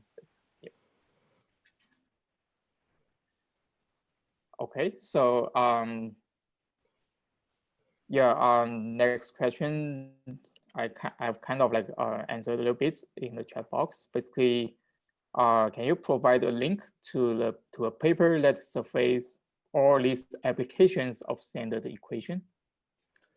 Yeah, so at the end of this deck, we have 2 pages of references that gives you some examples of the application, and also some fragments of the mathematical formulation.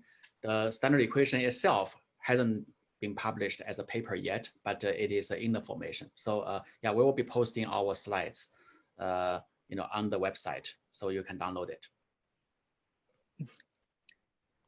Yeah, so I think it's okay. So a new question. Can you comment on neural differential equations and how standard equation helps unify things? Comment on neural differential equations. Yeah, it's kind of like the neural differential equations. So yeah, so now you can see we're running into the problem of a terminology thing, right? It looks like a new terminology. I think I know it. It's like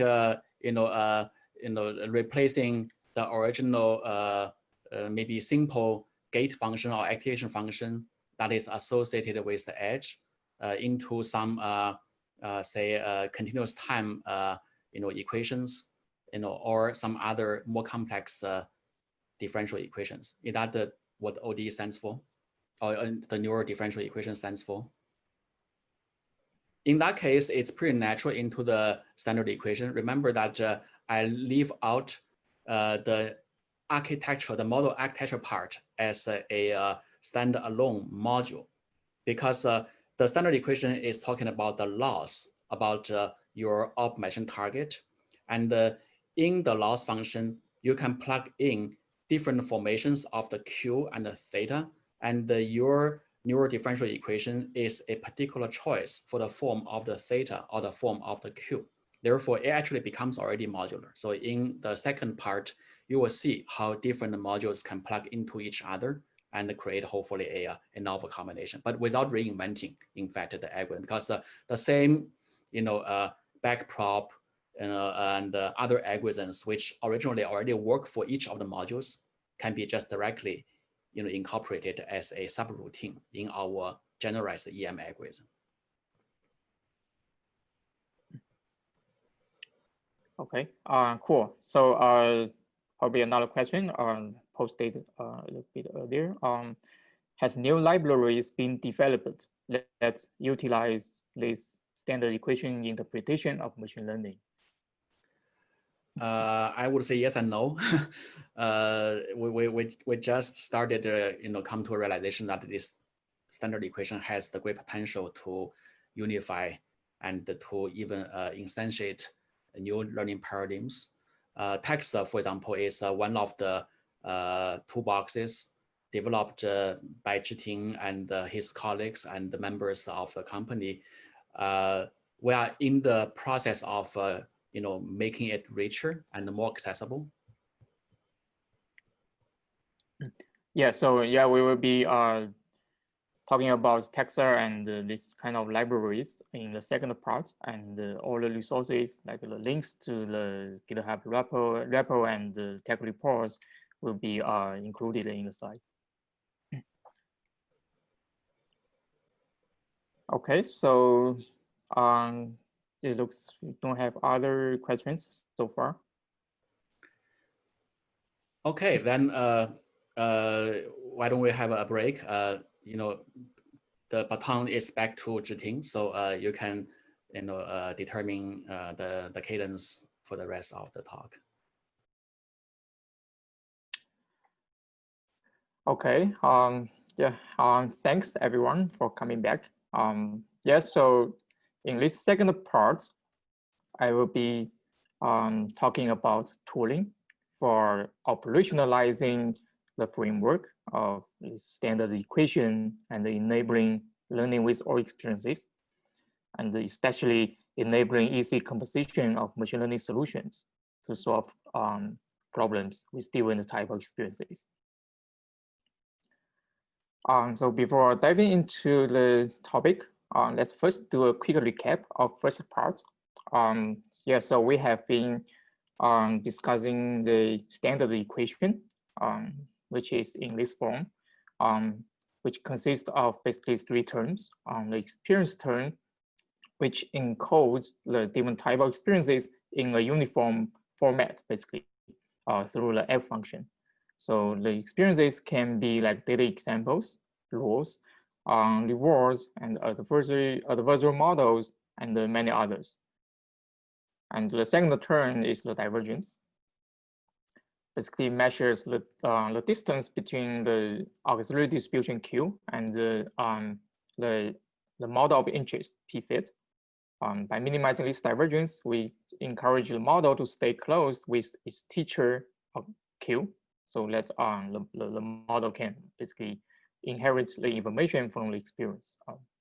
So the divergence can also take different forms like cross entropy, Jason-Shannon divergence, F divergence, Waterston distance. And the third term is uncertainty, basically providing a self-regularization of the whole system. And yeah, so in a higher level, right, the three terms in the standard equation basically defines the loss function of the learning problem. And we minimize the loss function with the optimization solver as discussed in the first part. And note that the experience is one of the key ingredients in the loss function, as we highlight here in red. And the third, which denotes the model of interest, in particular the model architecture, is another key component defining the whole learning problem. And at the end of the day, we want to learn the model to get the estimation of the model parameters so that this model can be deployed to solve the problem. So we'll be discussing more of model architectures in this part. Yeah, so in this part, we'll be moving a step further from the theory of standard equation to operationalizing this framework. And I will basically discussing two parts. The first two sections. The first section is about machine learning solution design. We show that through concrete examples that with the standard equation, we can design machine learning solutions by simply plugging arbitrary experiences available in the problem to drive the learning. And in the second part, we'll see the tooling that enables composable machine learning, so that we can use these tools to easily assemble solutions. Okay, so yeah, in both of these sections, I will provide very concrete examples so that we can go through the running examples and get the idea of the operationalization. So in the first section, problem solution design. So the high-level idea is pretty straightforward, as Eric mentioned in the first part, with the unifying formulation, which basically says that distinct experiences can be used in learning in exactly the same way, which is captured by this experience function f. Now we could just plug whatever available experiences into the same learning procedure, right? Specifically, here f can be, the f function can be set to whatever experiences, as long as the experiences are written in the form of an experience function. And further, this f can naturally be set to a combination of different type of experiences. Yeah, so this basically offers a new interface to design problem solutions. Say for a data scientist or domain experts, they can focus on what experiences to use based on the problem itself by designing the f function. And we don't really have to worry too much about how to use, because the single integrated algorithm can basically just handle all type of experiences in the uniform way. So next, let me demonstrate how this approach could be used to solve a concrete problem. The problem we'll be using as an example today is called controllable text generation. In particular, we'll take the example of controlling text sentiment. So the problem is like this. We are given a source text, say a sentence, the manager is a horrible person. And additionally, we are given a targeted sentiment like positive. So the goal of the problem is to rewrite the original sentence and generate a new sentence that has the targeted sentiment, while preserving all other aspects like the contents, the entities, the subjects, or other different aspects. So in this particular example, the desired output will be something like the manager is a perfect person. So this kind of problem is very useful in many application scenarios, such as building emotional chatbots, and like say creating adversary examples in text, and also like if we go beyond controlling sentiments, we say we want to control other attributes, then those kind of techniques can be used, like say neutralizing biased text on social media, and so on and so forth. So the key challenge of this kind of problem is that usually there is no direct sufficient data. So that which means we cannot just train a generation model superficially in an end-to-end manner. Yeah, so to design the solution for learning in such a problem, as the integrated algorithm or the standard equation tells us, we can focus on what experiences to use based on the problem structure. So yeah, so we take a look at the goal of the problem, right?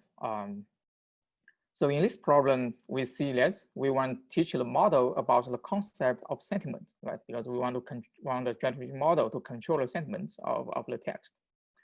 Then a natural form of experience that encodes this concept is for naturally a sentiment classifier, like a pre-trained sentiment classifier.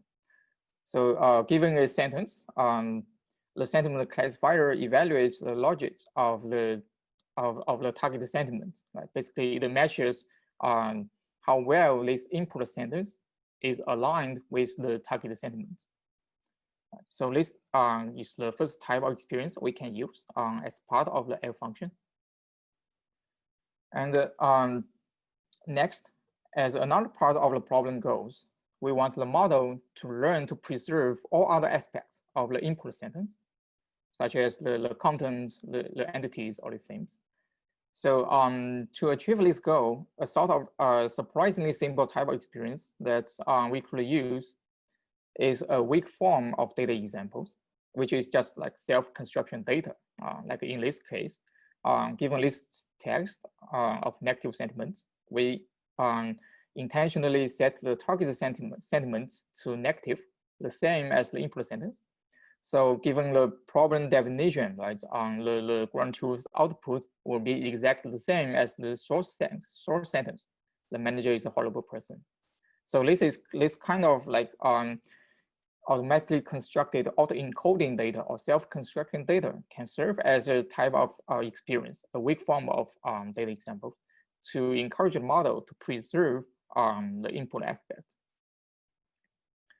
And then if we analyze the problem further, the basic requirement of the problem is that we want to generate a new sentence. So of course, we want the sentence to be like high quality, fluent, and grammatical, right? So then we imagine like we can think what type of experience already encodes this kind of like a fluency of language, right? So to give the model this kind of information, a natural form of experience is then a language model, right? A pre-trained language model. Given a generated sentence, a language model computes the perplexity score, assessing the quality of the sentence in terms of like fluency and the quality of the sentence. So this language model serves as another part of the L function, the kind of the score function. And there can be other forms of experiences that can be helpful, but here I will omit due to time limits. So once we have identified these many type of experiences, the next step is to like plug them into the algorithm and perform learning on the model. So here's a very interesting case study where we plug in the experiences one by one and see what the model really learns from the experience. So the input sentence again is the sentence, the manager is a horrible person. And if we only plug in the sentiment classifier as the F function and train the model using this by minimizing the loss function defined by the standard equation. The resulting output by the learned model on this particular case is like good. So we see that the model thus learns the concept of sentiment, right? Because good is a sentiment, is a token of positive sentiment. But of course, this is not the correct language, right? So next, we plug in the second type of experience, the self-construction data example, to encourage the model to preserve the input aspect. Then we see the output. The manager is a delicious person. So we see that, okay, this model does learns more, right?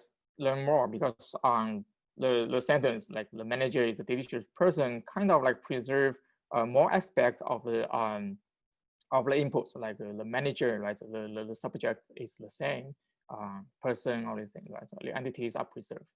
But again, this is not what we want at the end, because this is simply not a correct language.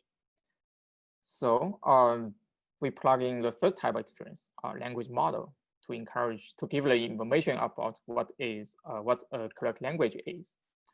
And we end up with the correct result. Like the manager is a perfect person. So this is a case, pretty simple case, showing that with sufficient type of experiences, we can learn the model as we want without within the unifying framework, and without using any like direct supervision data. And here are more quantitative results showing that with these more and more experiences, the model satisfies different evaluation metrics of the problem, like the accuracy of the sentiment and the preservation of different aspects and the quality of the language. Yeah, so the same method, the same methodology for problem solution design were applied to other controllable text generation problems and made rich results. Say besides controlling the sentiment, people also enable learning to rewrite the content of sports commentary, given the new kind of box score table, so that we can automatically generate a sports report. And similarly, one can build conversational agents that can proactively guide the conversation towards any specified topic. This can be used for building a conversational recommender system. So in all of these problems, we don't have any direct supervision data, but rather we use other various forms of experiences, like language models, like logical rules to evaluate the closeness of the current conversation topic to the target topic, and the kind of content fidelity of the generated text with the input box score. So this unified framework basically gives you the interface that you can just plug in all these type of experiences into the learning process. So another instance is image generation in the fashion domain, such as in a virtual clothing try-on system, in which we generated images of a person under different poses. And here we integrate constraints about human gesture to ensure the system would generate meaningful fashion images. I won't dive into more details here, but just show some results. So the input on the left hand we have the input to the model, which is the source image of a person, and then a target pose encoded as the skeleton of the human body. And on the right hand side is the true target, the ground truth. Basically, we want to generate an image of the same person, but under the target pose. And with base model, say a generative adversarial network GAN with supervised learning, basically this base model does not use any structural knowledge or constraints. we end up with this kind of results where you can't really see very clear or meaningful human gestures or like a human body configurations. And after applying this constraint of human gestures, we get much better results where you can see this human body structure, which are pretty close to that of the ground truth. Okay, so the framework based on the standard equation really provides us with this turnkey mechanism to design algorithmic solutions to deal with all types of experiences. One could compose the available experiences and plug into the framework to drive the learning. And indeed, more generally, such compositionality of machine learning is the key vehicle to get to our goal of learning with all experiences, to be able to quickly assemble a solution in different problems and with different available experiences, and in a very systematic, reusable, and repeatable manner. So this is different from the one-off design or implementation. Here, the solutions are built like playing Lego or like composing music with basic music notes. So next, I'm going to introduce more details of such composable machine learning and how it really helps with solution creation. Again, I will demonstrate with concrete examples to illustrate this concept. So due to the time constraints, we will use a much simpler problem compared to the controllable text generation problem as we just saw in the first section. So here the running example is machine translation, where we want to translate text from one language to another language. And we will see even such a much simpler problem can involve very different, quite a few components, including handling data and experiences. Here, the experiences can be data instances, right, as we commonly do in practice, these language peers, basically. And additionally, we can have other type of experiences, like the reward metric that measures how well the generated text is aligned with the Lagrange's text, translated text by human, basically, through some like structural magic, like BLEU, like other like semantic scores. Or we can use adversaries, like how like game models are used in image generation. So we have different type of experiences that can be used to this problem. And then we build like models, like the model architecture, which again can be of different choices, like recurrent networks, the transformers, self-attentions, and many others, as we'll see more examples later. And then with this experience and this model, we can specify the loss function, right? Probably under the standard equation framework.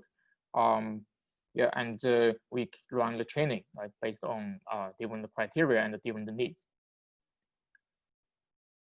Yeah, so this is the example we will be using. And to build a solution for such a well-defined, relatively simple problem from scratch can already easily go beyond the tens of thousands of lines of code to implement the whole pipeline. So let alone the subsequent efforts such as like debugging, tuning, maintenance, upgrading, and so on and so forth, right? So here, composable machine learning comes into play, which offers a modularized way to build complex applications. So with composable machine learning, one can expect to like build AI solutions more easily, just like pick and choose. Say to experience, right? Given based on the problem nature, we have this. We can incorporate different type of experiences, and the models can be of different architectures, and we can like specify solutions for different tasks: classification, regression, generation, or scientific discovery. So with this, we stop like writing one-off code again and again, and we can deliver more reliable and easier to debug implementations, and easier to like onboard new developers. So mapping back to the running example, right, guided by the this concept, the pipeline can be divided into different parts, as I mentioned. The experience part for data processing, for experience handling, and the model architecture part to build models of different structures, and then the loss functions and the training. So let's look at each of these components one by one on basis of this learning example. So yeah, besides, as we can see, besides the key components like model architecture, loss functions, which include like divergence and experience, as we see in our standard equation, and the optimization, there is another key ingredient, the operation. And the list components operation, as I will show later, is a key component that provide the interface between the architecture and the learning process. Yeah, so let's first visit model architectures. So yeah, model architectures, as Eric mentioned, there have been like a lot of like studies and huge progresses in like designing very advanced and effective architectures in neural networks, or like more classical graphical models, and even like compositional architectures. So in terms of the neural network design, let's use this text generation or machine translation as the learning case. So the very basic architecture in machine translation is the language model. A language model basically calculates the probability of a sentence, given a sentence y consisting of a sequence of tokens y1, y2 to yt. A language model basically defines the probability of the sentence, and the list distribution is decomposed across the time steps, one token for one time step. And the distribution of each token at time t, yt, is conditioning on all previous tokens.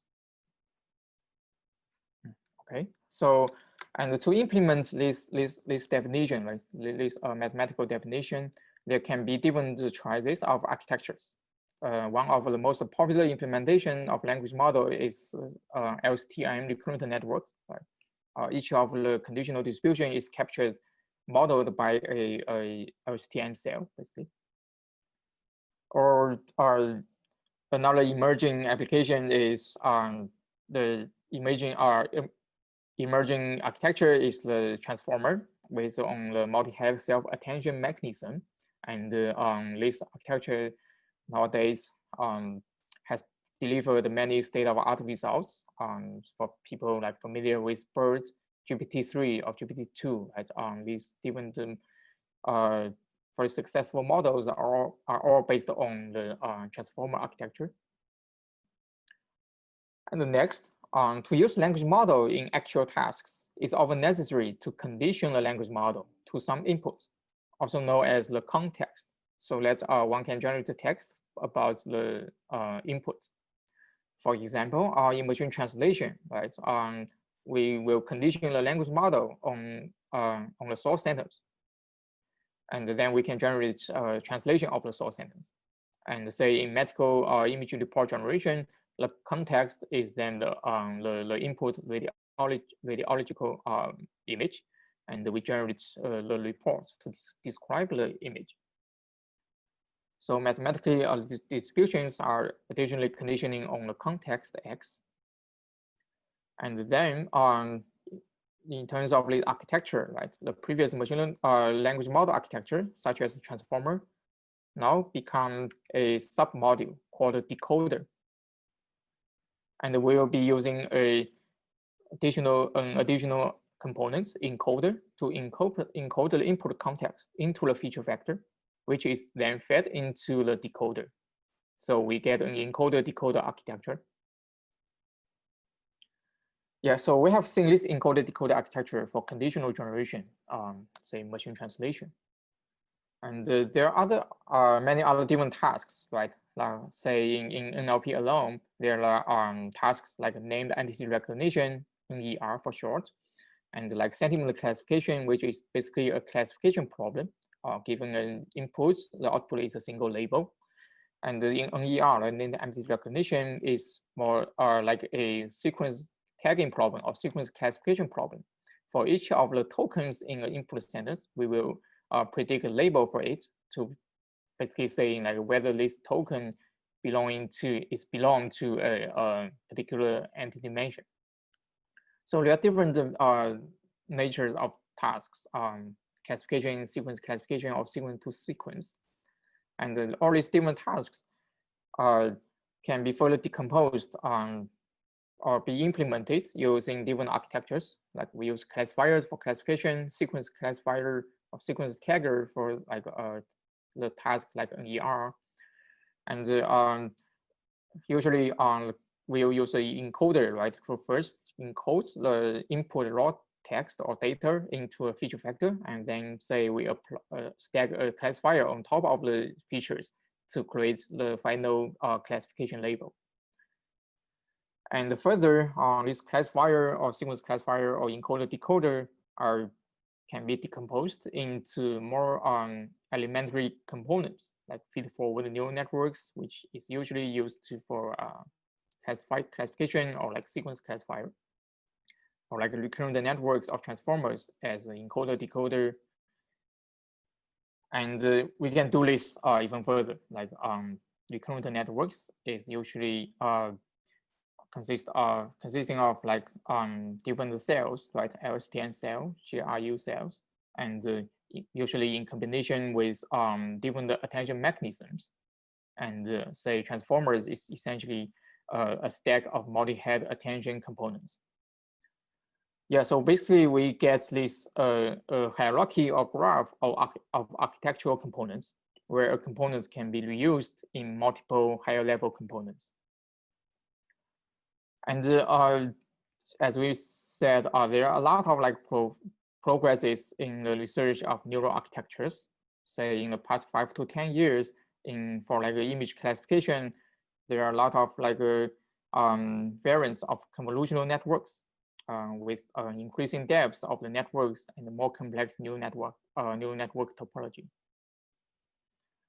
Yeah, so besides neural networks, probabilistic graphical models kind of stand for another category of like model architecture design, which is particularly useful to specify structures between different variables in a problem. And there are enormous research on the model architectures, like say starting with the most basic naive Bayes, right? We can extend it to be like hidden Markov neural networks, hidden Markov networks to model the sequence data, or like more generally generative directed map models. Or we can design the architecture in a conditional model fashion to get a logistic regression, or like a conditional random field, CRF, for sequence or like more general graph modeling.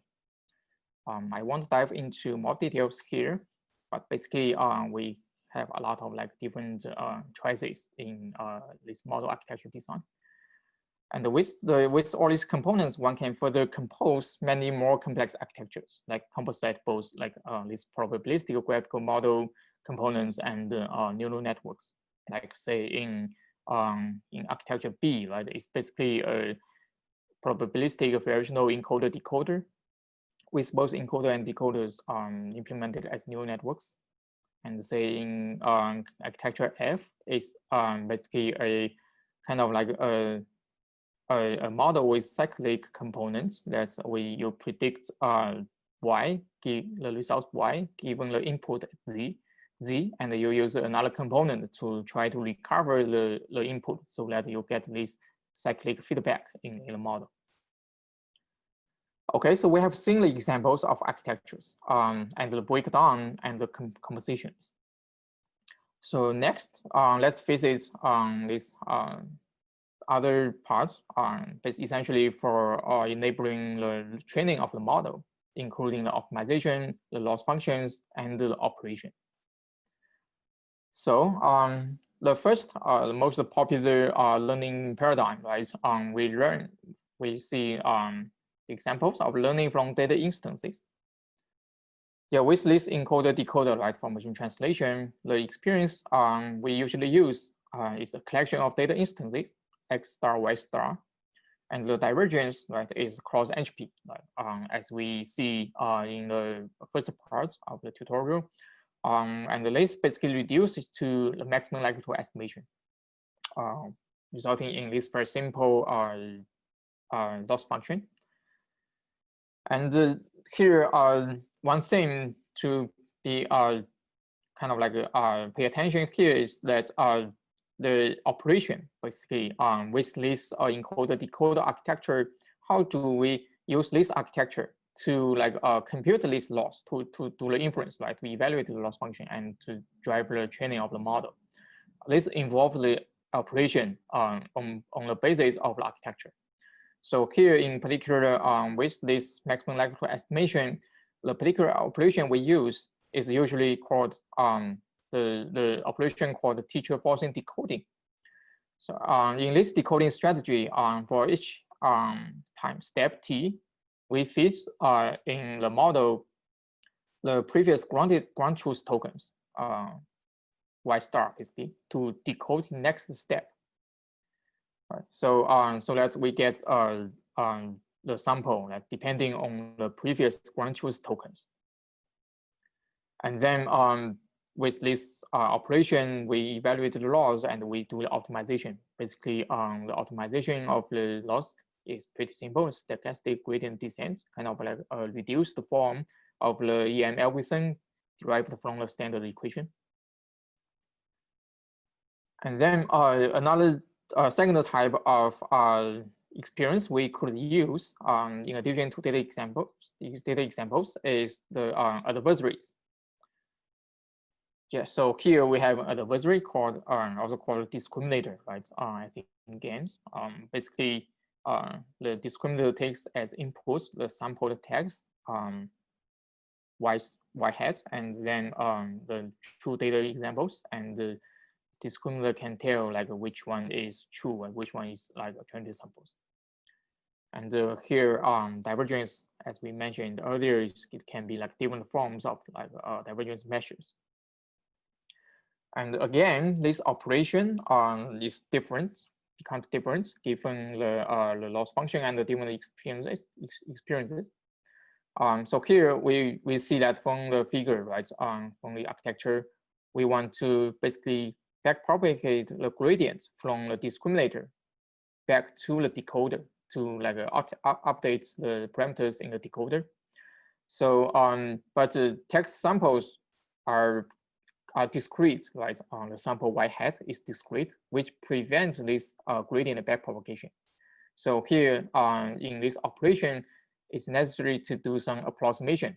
Basically, we need to use a different decoding strategy compared to the teacher forcing decoding in the maximum likelihood estimation. So in this so-called Gamble softmax decoding, we use a differentiable approximation of the samples y hat for gradient backpropagation. Basically, we use the softmax probability distribution as a representation of a discrete token. Okay, and then optimization, we have seen this. We can use like probabilistic functional descent with convex duality to make this optimization efficient. And basically, we recover the game models, basically. Yeah, and the third type of major learning algorithm or like type of experiences we can use in machine translation or in text generation in general is the reward function. So the experience becomes like data instances plus reward metrics like blue score. So the blue score basically take as inputs the sample y hat and the real data y star, and returns a score measuring how good this basically measures the lexical overlap between the sample and the true data as a kind of like a score measuring the quality of the output. And the divergence is cross entropy. And here, the operation becomes very flexible as long as the decoding strategy can produce whatever samples like translated sentence samples, we can use this operation to evaluate this the loss function. And here the decodings can be like greedy decoding, sampling decoding, or bin search decoding, or like top K, top P decoding.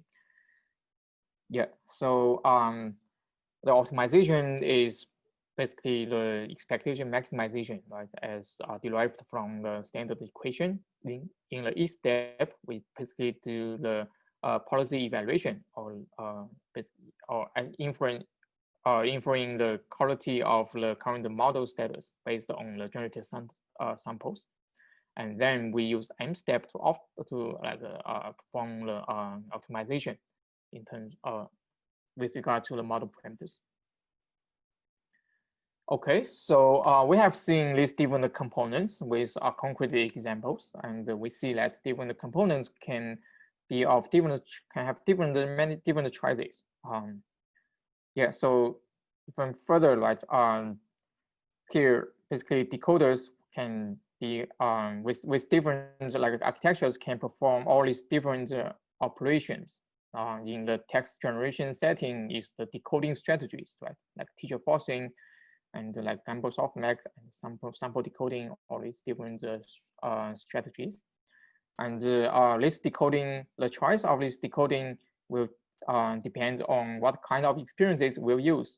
Like if we use data examples to do this kind of like supervised learning, we use like teacher forcing decoding. And say in adversarial training, we use like gamble softmax as one of the choices.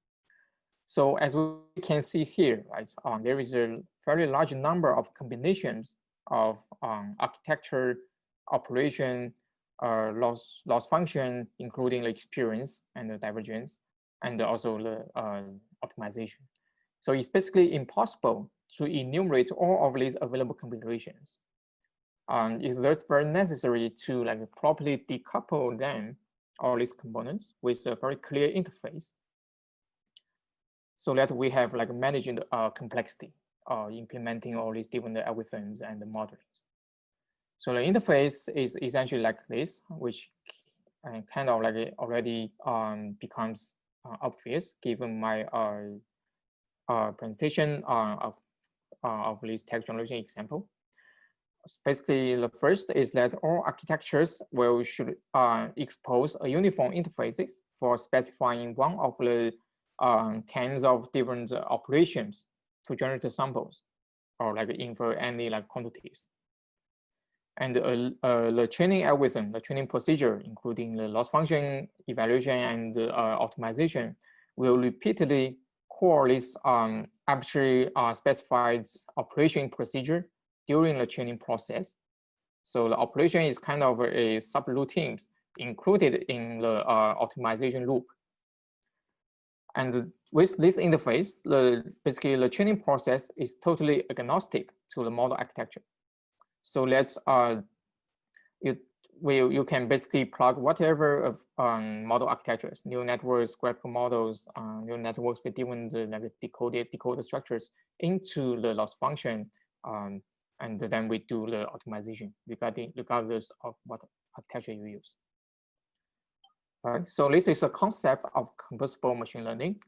With this concept, like basically, we use basic kind of musical notes for complex machine learning systems, and we have certain like structure or rules for combining these nodes into like rhythms or chords, and we at the end we get this composition.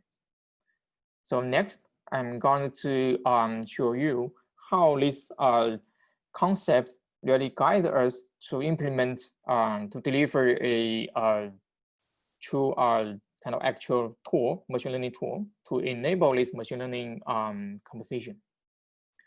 So here we come to Texer, a open source machine learning toolkit for composing your machine learning applications, just like playing building blocks. Okay, so yeah, we have seen this kind of like architecture decomposition, right, as a hierarchy or like a taxonomy. And this basically gives us a conceptual understanding of this the landscape of machine learning. And then tensor basically transfer this or operationalize this into the actual implementation. Yeah, so we tensor basically deliver such a stack consisting of a bunch of like different categories of modules, like the model architectures, the loss functions, and like the data processing or experience processing, and the optimization basically trainers. And here is a kind of a more like a detailed catalog of the text modules, like say in encoder, right, as we just saw, like we have different choices, directional recurrent network encoder, or hierarchical encoder, or convolutional encoder. And for decoder, we have like transformers, recurrent decoders with different attention mechanisms, all these different choices.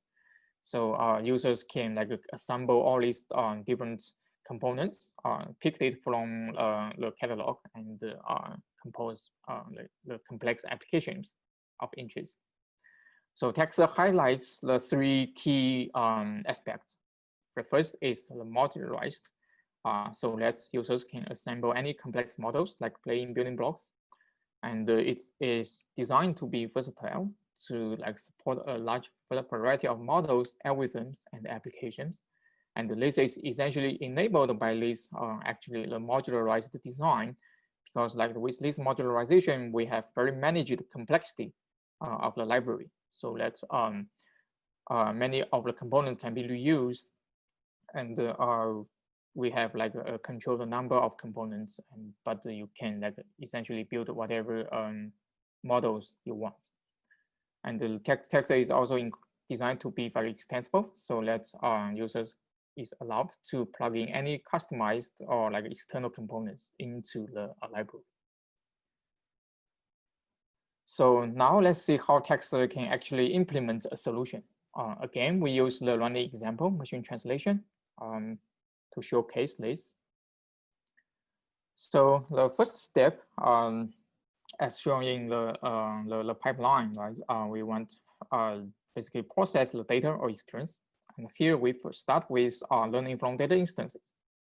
So we have this data, right? Input is a sentence, and output is the targeted sentence, a translation of the input sentence. And we have these data sets. Yeah, so then we start like this implementation. With tensor, the first step is to load the data and do necessary pre-processing.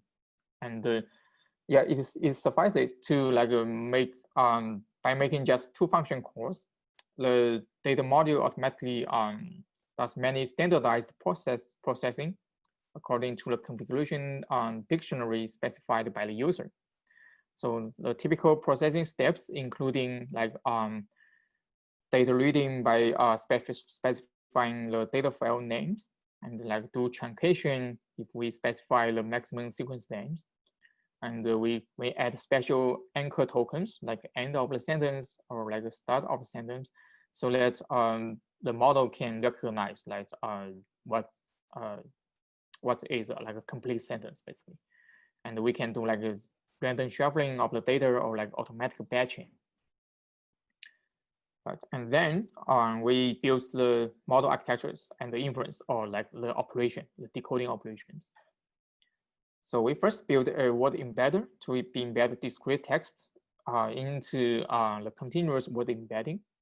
Again, users can like provide the configure dictionary to like specify the hyperparameters, such as the embedding dimension and how the embedding parameters are initialized and regularized, etc. And then we need the encoder to encode the word embeddings into a higher level feature factor. Here we use a transformer encoder and with the hyperparameter configuration like this, where we can like configure different options like the number of blocks, which is the number of layers basically, and the number of heads in the multi-head attention, and several other dimensions. And then we use the encoder to like take take as inputs the embedded sentence and some other meta information like the length of the sentence, and gets the output of the encoder, which is basically the embedded features. Then we can build the decoder, right? By basically stacking, say here we use the attention recurrent network decoder. By feeding the encoder's output, the features, as the memory for the decoder to attend over, and then with necessary hyperparameter configurations. And then we use the we call the teacher forcing decoding to like do this operation, like to infer the outputs, including the logics and a couple other quantities. Then we are ready, right? With the we are ready to evaluate the loss function and do the learning, right, based on the output by the operation.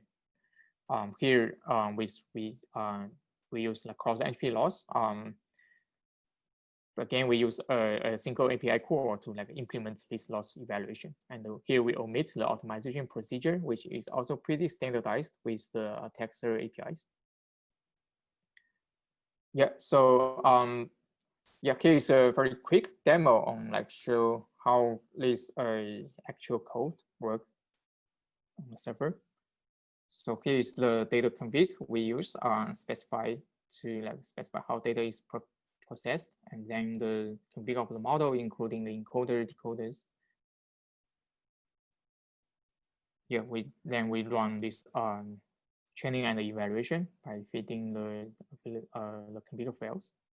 And this is kind of like on a TWI data example, TWI data set, so that the training is pretty fast, and you can see that the training progresses basically. Yeah, and after training, we load the model and do the actual inference, like prediction on test data. Yeah, this is a pretty simple example showing one of the actual implementations supported by Texter. And basically you can see like within 20 lines of code, we essentially built the machine translation model very quickly. And the recall that in the code example, we use the data instances as the experience to drive the learning, and they use like teacher forcing decoding and cross entropy loss. And now suppose that we want to switch to use other experiences given the kind of like available experiences in the problem, or maybe like we want to like try to devise a more advanced algorithm to train the machine translation model. To switch to a different experience, one only have to like change the small portion of relevant code while keeping all other parts like data and the model architectures untouched. This is basically the essential advantage of the composable machine learning concept, right? So here, say that we want to switch to use reward and the data instances, then we only need to like change this particular portion of the original code, right? Here we essentially now use a random sampling decoding to get the sample, right? So the operation is the sample decoding instead of the teacher forcing decoding. And then we do this learning, right, based on the operation results. Here, our Texter provides a kind of a high-level interface to enable this basically reinforcement learning. Here we use policy gradient agent for training, and it basically involves a loop, right? At each iteration, we first get a sample using the operation random sample decoding, and then we evaluate the reward, the blue score, and then we do the basically M step in the EM algorithm to update the model parameters. And then similarly, say we want to use an adversary, right, instead of a reward function to do the training. Again, this is pretty simple by changing the particular part of the original code. So the operation, as we mentioned, now we will be using a Gamble softmax decoding as a kind of soft approximation to the discrete text samples, so that the visual learning can backpropagate the gradient from the discriminator to the generator, to the decoder. So then with the Gamble softmax decoding outputs, we additionally construct the discriminator, the adversary, as a kind of convolutional classifier in this case, and then we evaluate the loss. Yeah, so a very quick summary of machine translation in text. This very modularized programming. We have experience. We build the model architectures and then perform the operation to get the decoding results, and which is then used to evaluate the loss function and perform optimization. So all these steps are completed with intuitive conceptual level APIs. And with the composable machine learning design, we can easily switch between different forms of experiences by plugging and out modules and keep other irrelevant parts unchanged. So applications of text besides machine translation and the controllable text generation we have seen at the beginning of this part, Texter has been used to produce many other products in practice. So let's say Forte is a more complex, higher level library built upon Texter to support complex natural language workflows. Like say you want to build a knowledge graph out of a COVID-19 corpus. All right, so for this whole process, the whole pipeline will include a lot of NLP tasks and components, basically. Like say, given a piece of literature reporting COVID-19, you will first extract the named entities from this raw text, right, using NER models.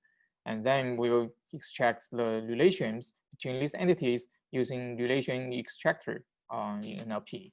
And then we will do other analysis, like a coreference resolution, to consolidate different entities together and basically group these different dimensions so that we have a kind of more consolidated view of these different mentions entities in the whole corpus.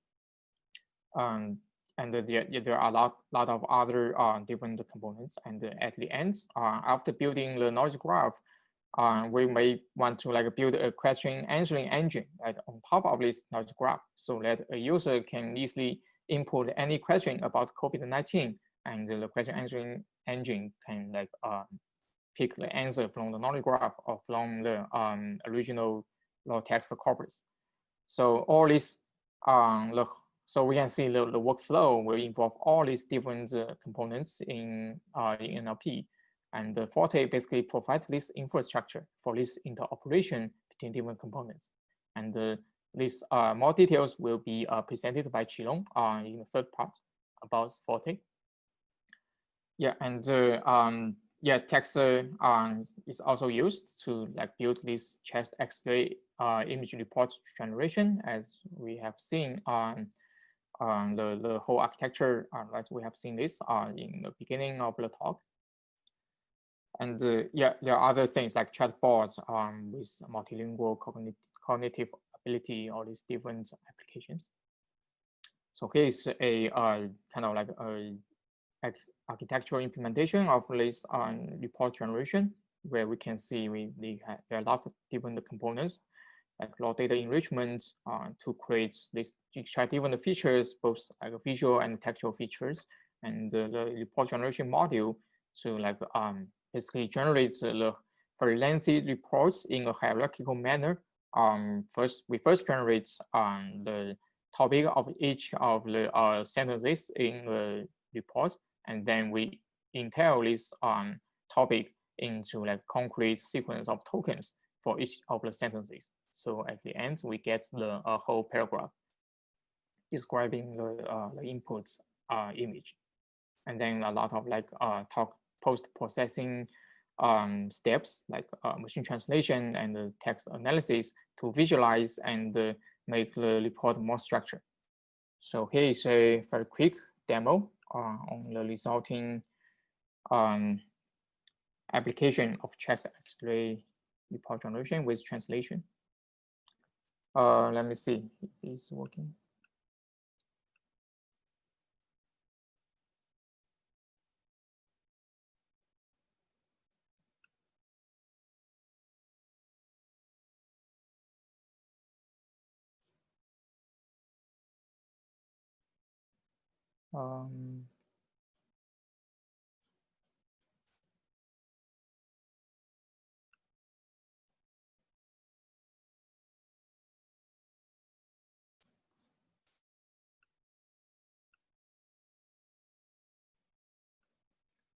Okay, so it's kind of like stuck here. So maybe we can move on.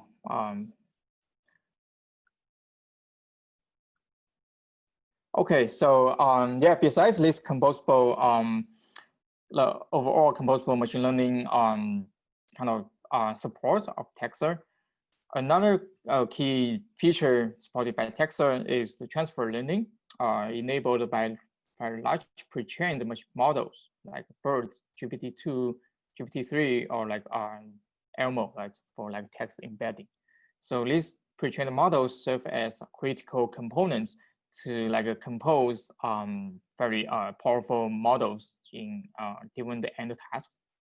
So yeah, so basically the concept here is that we first pre-train the new models, right, on massive data, and then we use this as the building blocks to build construct downstream models for different tasks, and we fine-tune the whole model on downstream application, downstream experiences.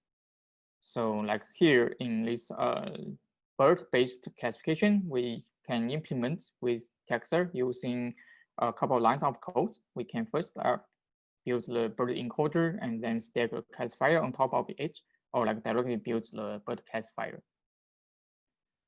And yes, Tensor supports both TensorFlow and PyTorch to like basically integrate the advantages of both libraries. Say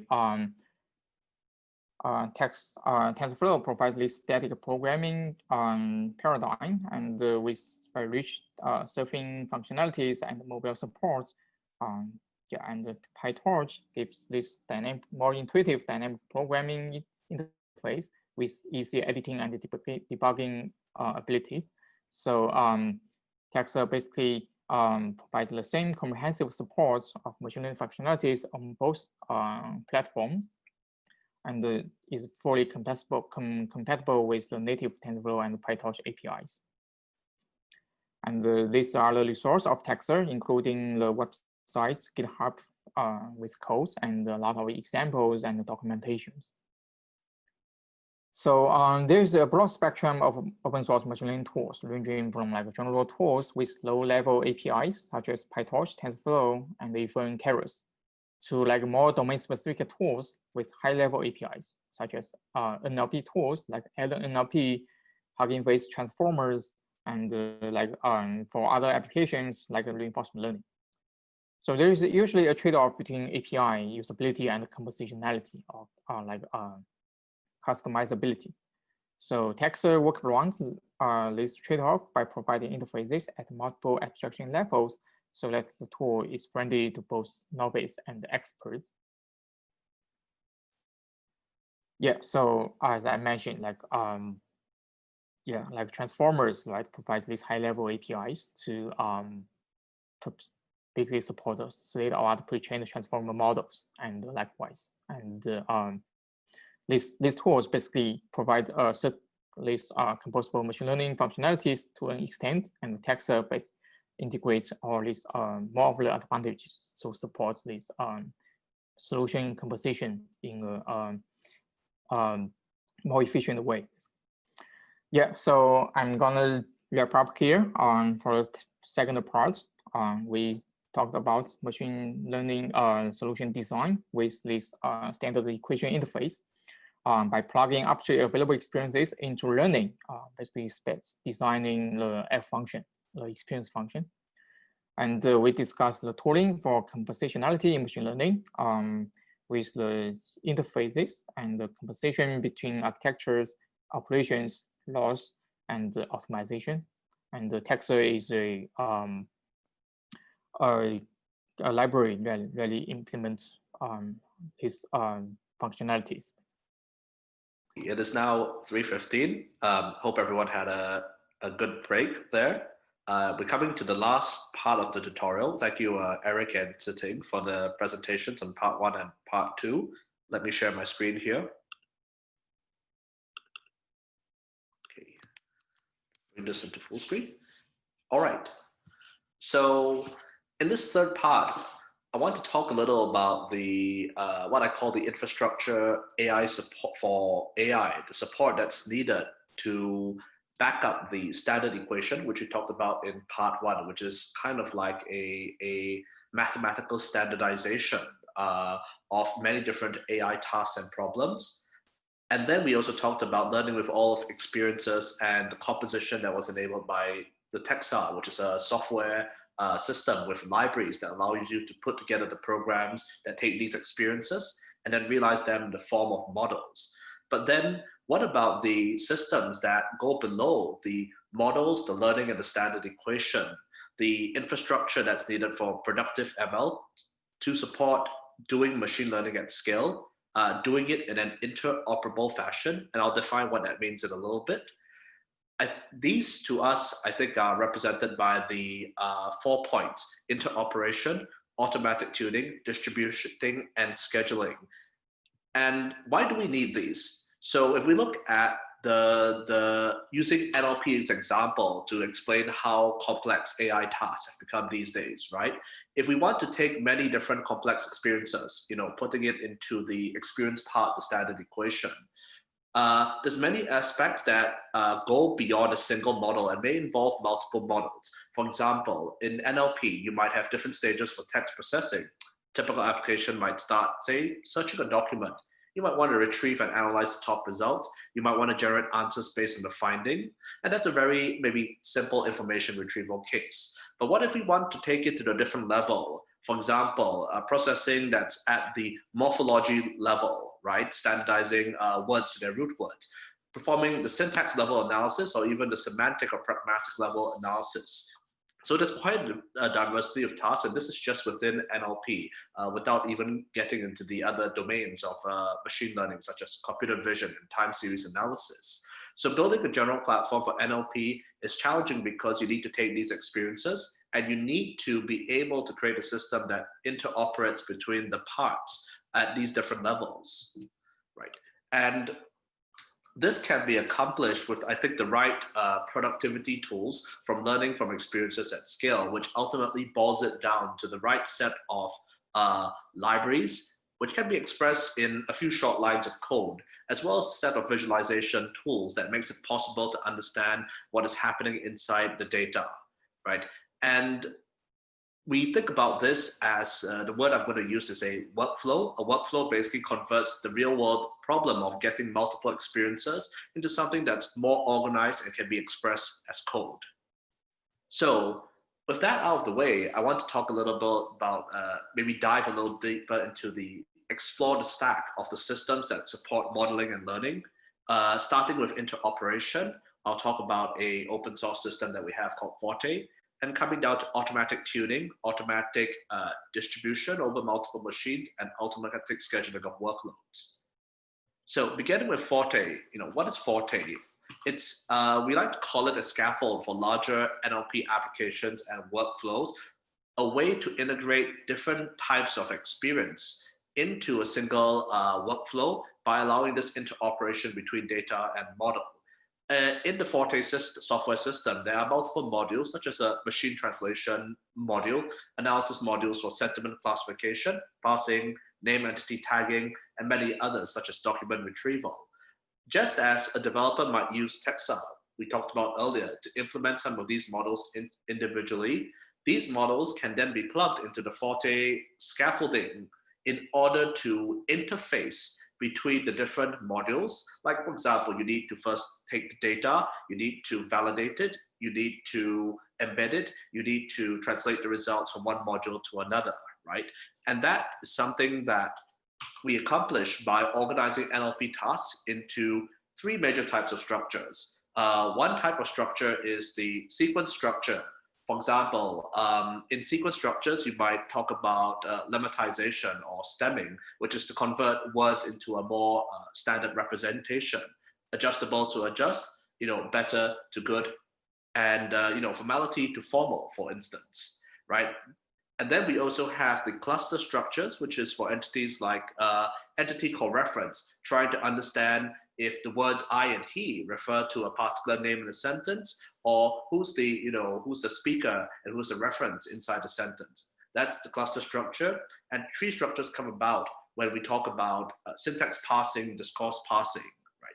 And at these three different structures, by categorizing different NLP tasks into each of these structures, we can plug in the different models that are created in Texar or in other systems and get them to interoperate with each other. So architecturally, Forte starts with a carefully designed data representation used to represent a variety of tasks. And on top of the scaffold, we organize different levels of models and knowledge, starting with a ML library that's powered by systems like Texar, going up to pre-trained models, fine-tuning the models, and incorporating domain knowledge. Complementing the Forte system is an interface we call Stave. It's a tool that visualizes different text analysis results and allows for what we call human-computer collaboration. It's a way, for example, for humans to, a simple example is to maybe label the data that comes in, an unsupervised piece of data, and it needs to be labeled in order to perform, say, parsing, for instance. But it can be used to do more than just that. And I'll talk about an example in just a little bit. Now, as a whole picture, Forte and Stave together, we want to present an infrastructure that helps make the different components reusable, organized, and into a standardized workflow construction, starting with the data representation, performing workflow control, which is how the data moves from stage to stage, along with the actual machine learning modules that perform retrieval, analysis, and text generation. Let's show a little bit of a code example how Forte and Stave work together. So imagine we're trying to build a clinical data management system. That was kind of the video that Zhiting was trying to show a little earlier, although there was a bit of a technical problem.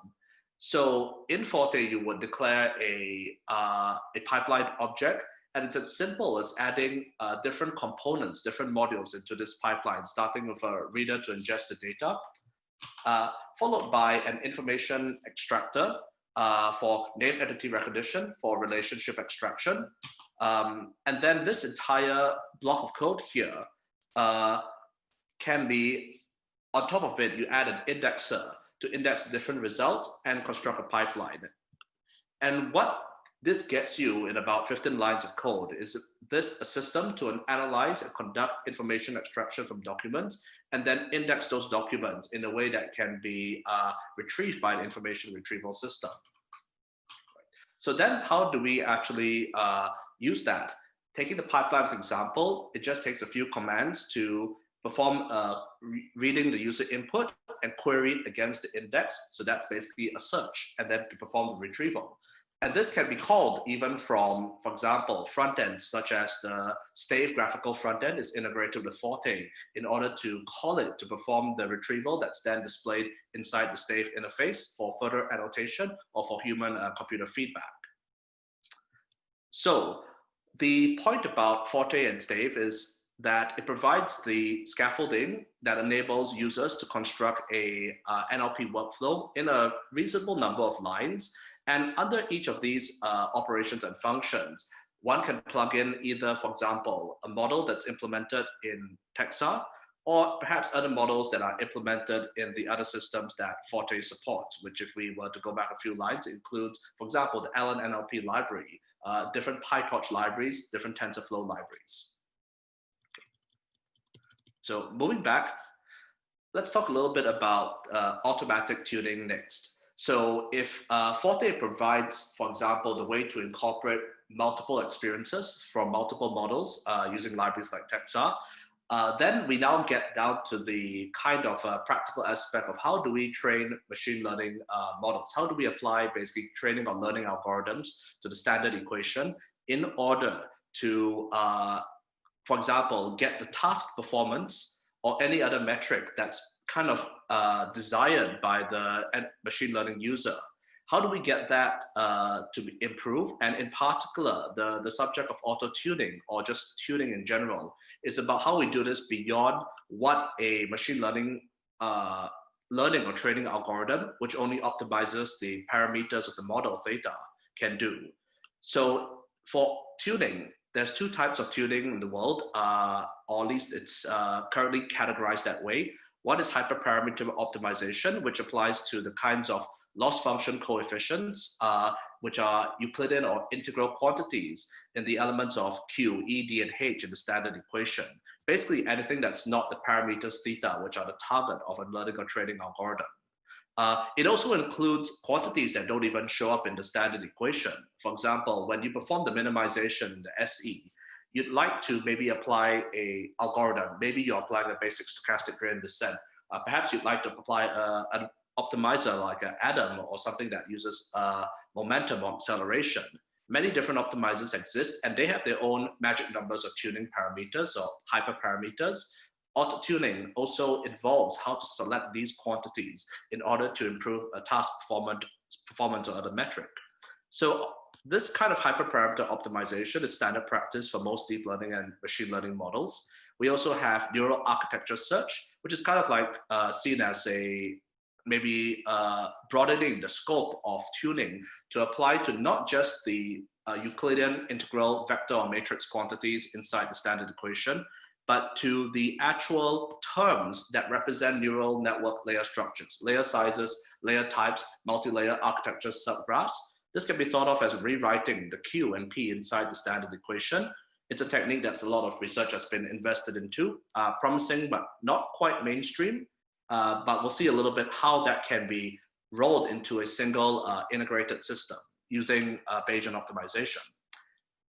But first, before we do that, why would we want to do auto-tuning in the first place, given that perhaps many of us as ML practitioners are familiar with hand-tuning models? Well, auto-tuning aims to make the tuning process trustable in the sense that the HPO algorithms, such as Bayesian optimization, have theoretical justifications and guarantees behind them. Just as importantly, it needs to be consistent. You want the result of the tuning to be repeatable for responsible and ethical machine learning. And so given that different human practitioners will tune things in slightly different ways, you really want to get this to be repeatable so it can be trusted by society. Just as importantly, you want to save human effort.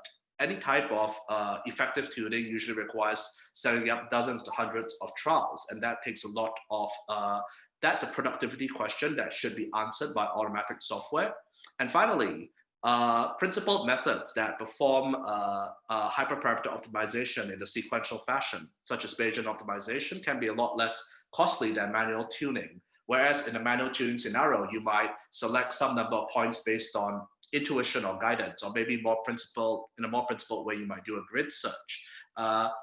Methods like Bayesian optimization and HPO tune the model one trial at a time and use the information from earlier trials to decide where to search next. And that can result in fewer trials, leading to computation and cost savings. So if the goal of hyperparameter optimization is intuitively to improve task performance or any other metric, more formally, we can say that it finds a point in a search domain that best optimizes the objective using the least cost, fewest number of queries, right? So domain meaning the search space. It could be the range of different hyperparameters as defined in the earlier slide. It could be a set of neural architectures, basically different ways of writing the terms Q and P inside the standard equation. A query is basically an evaluation where we train a model for a given set of hyperparameters or a given architecture. It comes back with a task performance. Maybe it's 80% accuracy, maybe it's 90% accuracy. That's of course costly. And the objective we want to achieve is to improve the accuracy, the error of the model of the validation data set, as an example. So some of the basics around HPO include popular techniques include grid search, exhaustive search, random sweeping over a set of parameters. You could also add some stochasticity by making it random, by doing a random search or random sampling. But we'll focus a little bit more on methods that are sequential in nature, such as Bayesian optimization, where earlier queries influence in a hopefully productive way the later queries in the search so that it converges to a good set of parameters faster. So in model-based optimization, such as Bayesian optimization, we're going to use a probabilistic model to intelligently plan queries and perform efficient optimization. So for a sequence of steps, Bayesian optimization basically defines an acquisition function. That's just a way of saying this is the function that picks the next point in the hyperparameter space to search. And then often that's done by training a predictive model on data so far.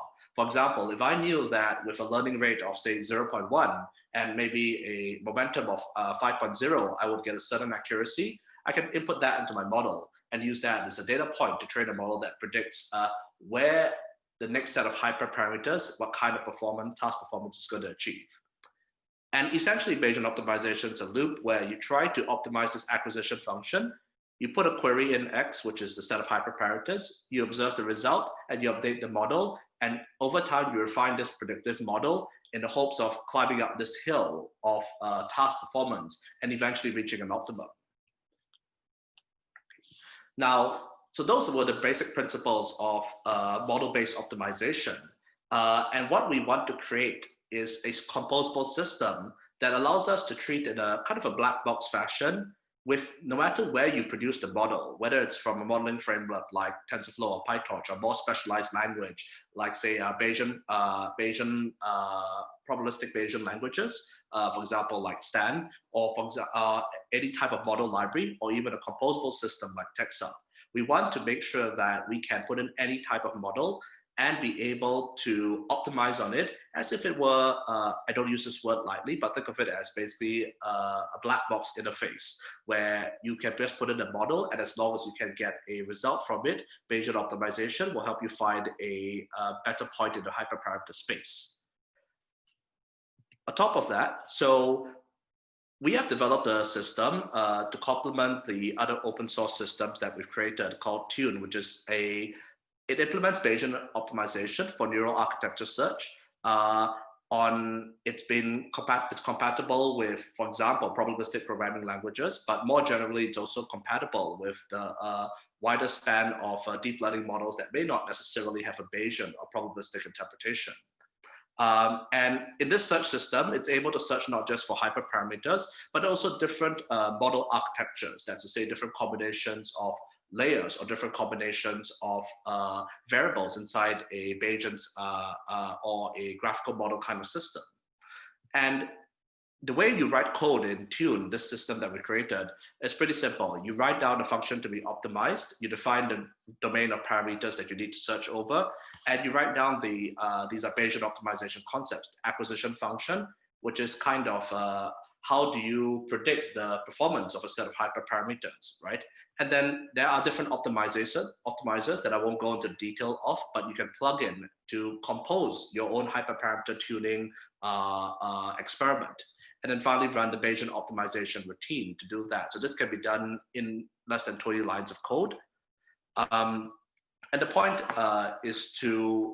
the point of the design here is really to allow the use of hyperparameter tuning across a range of different backends, across a range of different modeling frameworks and optimization packages.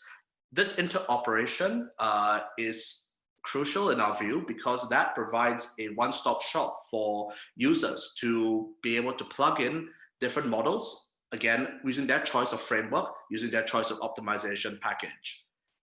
So with that, I'm going to move on to the next section, which is automatic distributing with another open source package we call AutoDist.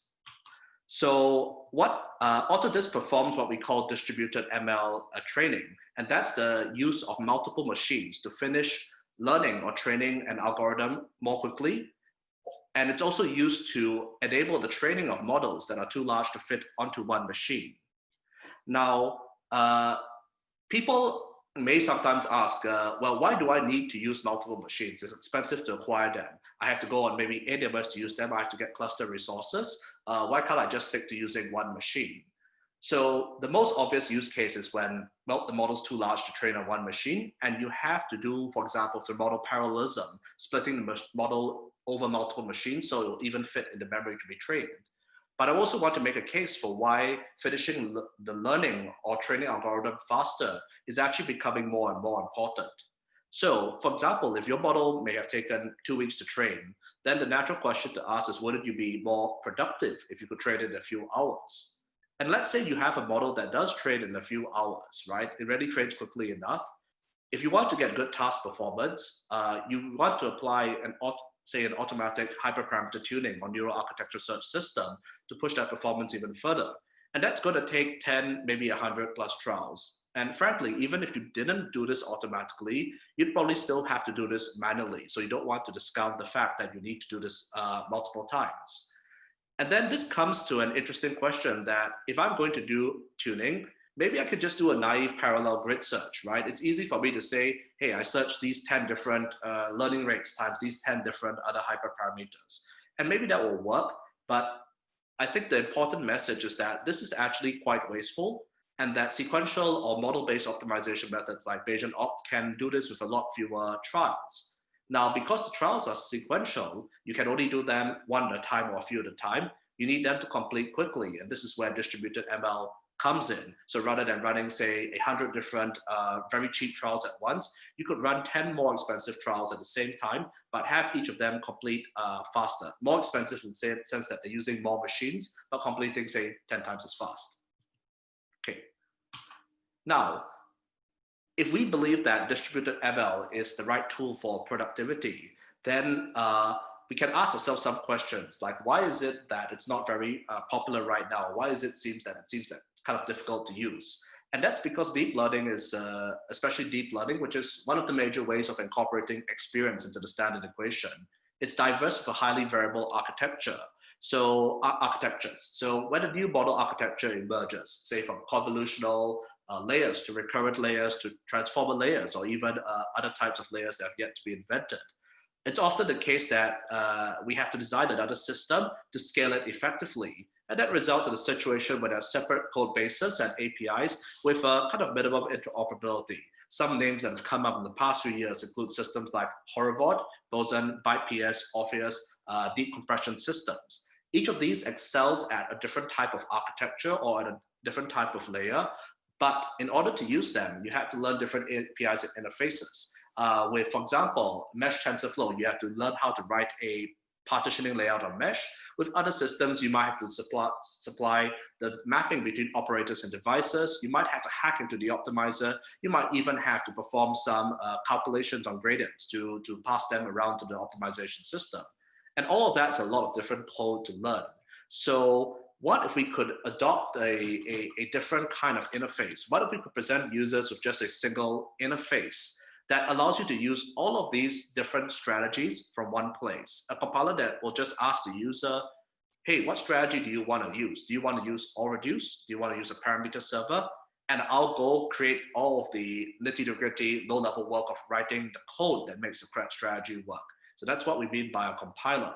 And that comes about with a level where you specify a strategy, and then that strategy is converted into different kernels, and that's sent to a coordinator that runs it on other interoperability, other software that we interoperate with, such as TensorFlow, such as PyTorch. And the reason for that is to turn the whole space of different distributed ML strategies that have been written across different papers and systems into a single system that just unifies the representations of these parallelisms and composes them together, which enables AutoDist, an open source system that's already on our GitHub, to take the place of multiple systems such as Horovod, Boson, BytePS, and Poseidon, replacing all of them with a single system that all you have to supply is models, machines, and, for example, an instruction on what strategy to use, and it produces the distributed training strategy and then calls TensorFlow or PyTorch to execute them. So what can you achieve with this? You could achieve the common data parallel type of strategies. You could achieve model parallel strategies where the model variables or the data flow graph in these systems is partitioned across different nodes. But even more interestingly, you can create a hybrid or adaptive parallelism that perhaps I would say maybe the convolutional layers of this model, we should use a deep compression on them. But then on the fully connected layer, maybe I'm going to use a sparsity aware strategy on this, right? So the possibility here is to take a complex architecture, which comes about from complex experiences being put in the standard equation, and being able to compose and apply the right distributed technique for the right layer. So how then do we use this? Well, option one is I could pick from a library of well-known strategies, parameter strategies, all reduce, sufficient factor aware training, sparsity aware training. By specifying that, all I have to do is take my model training code, put in a few lines of import and a little bit of boilerplate to choose strategy and construct the object, and create a session at the end so that AutoDist can read in the information that's going to TensorFlow. And then all you have to do is select a strategy builder, which takes maybe a few more lines of code. The strategy builder tells AutoDist what strategy am I going to apply, based on my expert knowledge that I know this is a convolutional network, so maybe certain techniques I should be used, or maybe this is a transformer network, so I want to use another set of techniques. And then all you have to do is add in a few different lines to specify what strategy you need. And what AutoDist does is it takes care of building the entire network topology. It takes care of building the operator graph. It takes care of all of the low-level transformation using kernels in order to make the strategy apply to a model.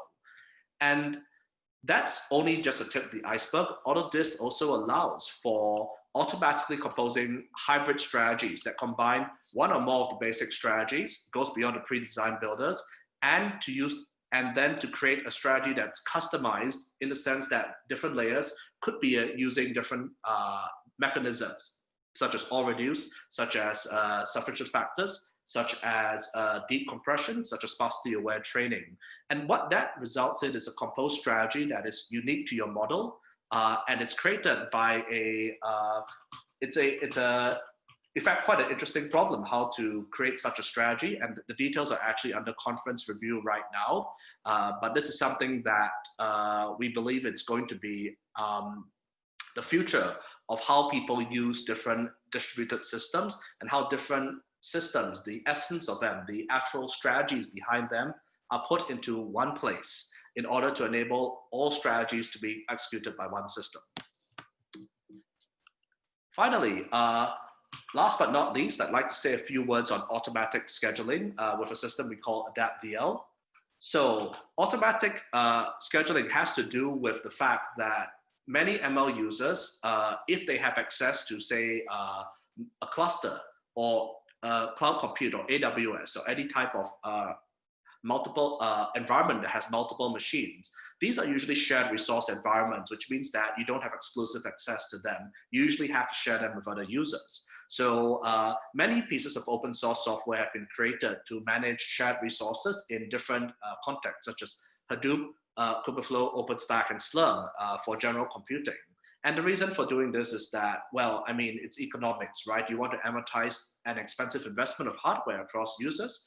And you can also make it convenient for the users by providing this software systems that you submit a job and the system goes and figures out how to place that job across different machines. It takes your order and it comes back with the result.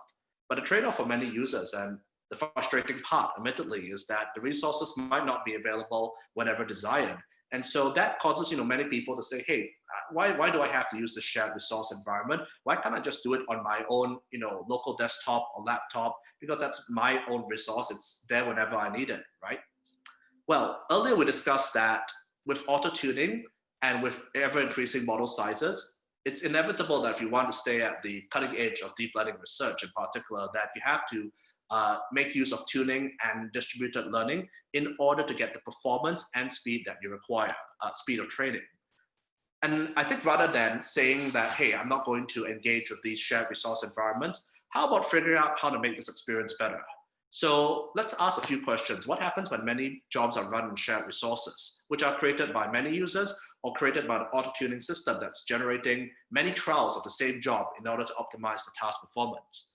Do we run all these jobs one at a time in sequence? Do we run several in parallel? How do we divide the resources? What happens if I need to change the resources halfway because suddenly I've got, say, an urgent job that's coming in because I need to finish a deadline, for instance? Will that progress be wasted? Well, the first step in automatic scheduling is to enable jobs to not be rigid. Rigid means that a job cannot change the number of resources once it's started. And you can imagine if you're doing a 2-week training on, say, 8 different machines across, say, 64 GPUs, then if I have to interrupt this halfway, that's a very big waste of resources if I have to just stop this. So instead, what we want to do is to allow the jobs to be elastic, which is to say that at any time, the system can change the number of resources. Maybe I need to cut it down from 8 to 4 machines to make room for new jobs, or maybe other jobs completed, so I can go from 8 to 16 machines. This is a kind of an important convenience that users need in order to be able to find that using a shared resource environment is worth it over using, say, their single laptop or machine to do it. The user doesn't specify the resources, but the system tries its best to use as many resources as are available, shrinking and expanding when needed. But even that is not enough to fundamentally solve the problem of resources not being available when desired. In order for people to commit to using a shared resource system, on average, they should have their jobs compute faster than if they were using it using a single laptop or system. And so this leads to a concept called co-adaptive scheduling, where after a resource allocation, you can predict the job scalability of different jobs. So an interesting fact about distributed machine learning is that different jobs have a kind of an upper limit on how many machines or GPUs you can use before they stop scaling well. And you want to be able to figure out what's the maximum number you can use for each job, and then find a resource allocation and a set of tuning parameters such as batch sizes and learning rate, using a metric that we call goodput. It's basically statistical efficiency times the throughput of the system, in order to continually reallocate resources so that the so-called goodput metric of all jobs at once is maximized. And the system that I talked about, AdaptDL, is basically this kind of co-adaptive resource scheduler that does a little bit of profiling in the background. And users only have to spend one-time effort to write a few lines of code to hook the APIs into their training code. And that allows the AdaptDL system to steer the job in the background, taking control of the number of machines and GPUs, batch size, and learning rate. Right? And the consequence of using this is that we can shorten the multi-job completion time. If there's many jobs happening, while I can't guarantee that any single job will finish faster, I can't guarantee, for example, that all jobs will finish 3 times faster, but I can guarantee that across all the jobs, the average completion time is between 2 to 3 times faster. And this is possible only because many jobs are being scheduled at the same time, and we're taking a look at what's the scalability limit of each of them, using exactly as many resources as needed to scale the job to its maximum potential, and no more than required.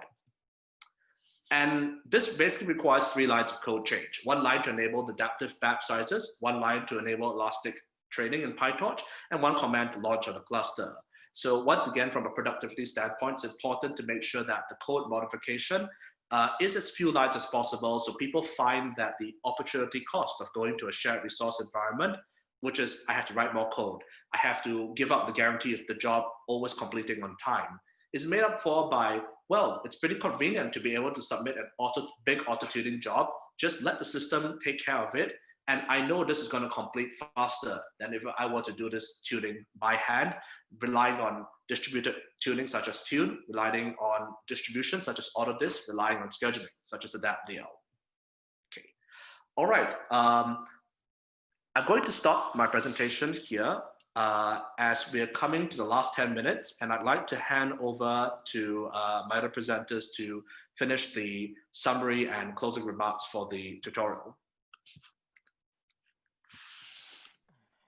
Yeah, thanks, Qirong, for the third part. So let me quickly wrap up, please.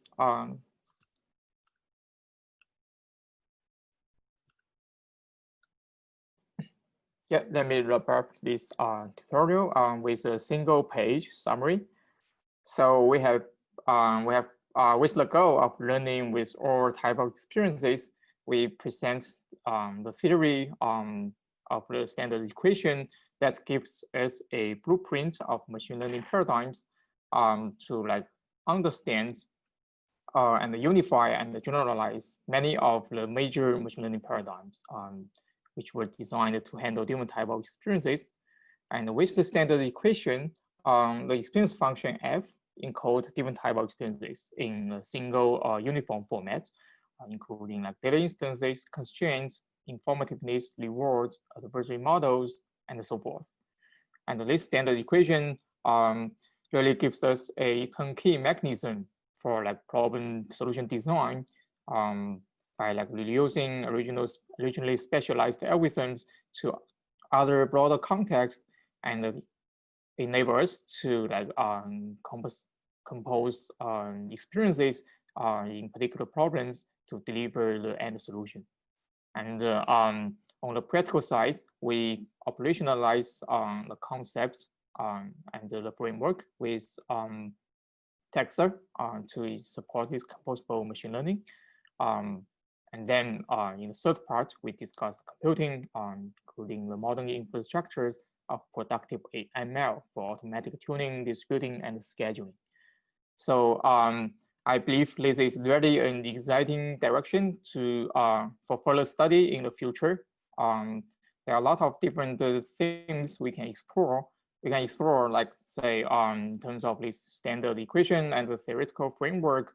An interesting question is like how this framework connects to even broader landscape of machine learning, right? As Eric mentioned, like lifelong learning, online learning, or other like meta learning stuff. And also like from a theoretical point of view, how can we really get a more like rigorous like theoretical understanding of learning with standard equation? Say like given the logical rules, what do we mean by learning with logical rules, right? What's the like the consistency, or other like statistical like concept we can use to characterize the learning process? And say every time when we add a new type of experience in the learning system, how can we guarantee that we can get better performance at the end of the day? And in terms of this operationalization, Tensor gives a very good tool for like developers to quickly compose machine learning solutions. Then how can we further instantiate the concept of composable machine learning or the uniform interface provided by the standard equation to really deliver a more advanced and comprehensive toolkit for like end users who may not have any background of machine learning or like even programming, right? And of course, like in the computing side, how can we like further scale up all these development and deployment and automate all the machine learning workflows? So at the very end, I'd like to provide a little bit of food for thought. So we have been talking about this unification, this standardization of different machine learning paradigms, and have a blueprint of the broad context in machine learning. Then the natural question is, how far would the list take us, right? Would the list end up with kind of something in physics, right? People want to like basically integrate or unify everything, every fundamental phenomena in the universe into a single theory, right? So to answer this question, yeah, let's come back to the physics, right? So Phil Anderson, who is a very great particle physicist, once said that physics is the study of symmetry.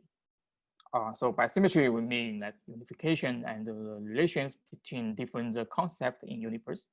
And as we mentioned, the history of theoretical physics research, right? Maxwell's equation unifies the electric and magnetic field. And later on, general relativity by Einstein discovered a relation between gravitation, space, and time. Then we have like standard model that further generalize this theory. And the end goal of theoretical physics research is very clear. It's the theory of everything, using a single theory to explain the fundamental phenomena in the whole universe. Then what about machine learning, right? Is the end goal of machine learning standardization or unification, the so-called, say, master algorithm, that we use a single master algorithm to solve all the problems in the world? Or is it the AGI, right? Artificial General Intelligence. So in my opinion, these goals are still very elusive and need much work to first clearly defined. But what is really tangible and beneficial starting from now, I think, is the unified way of thinking.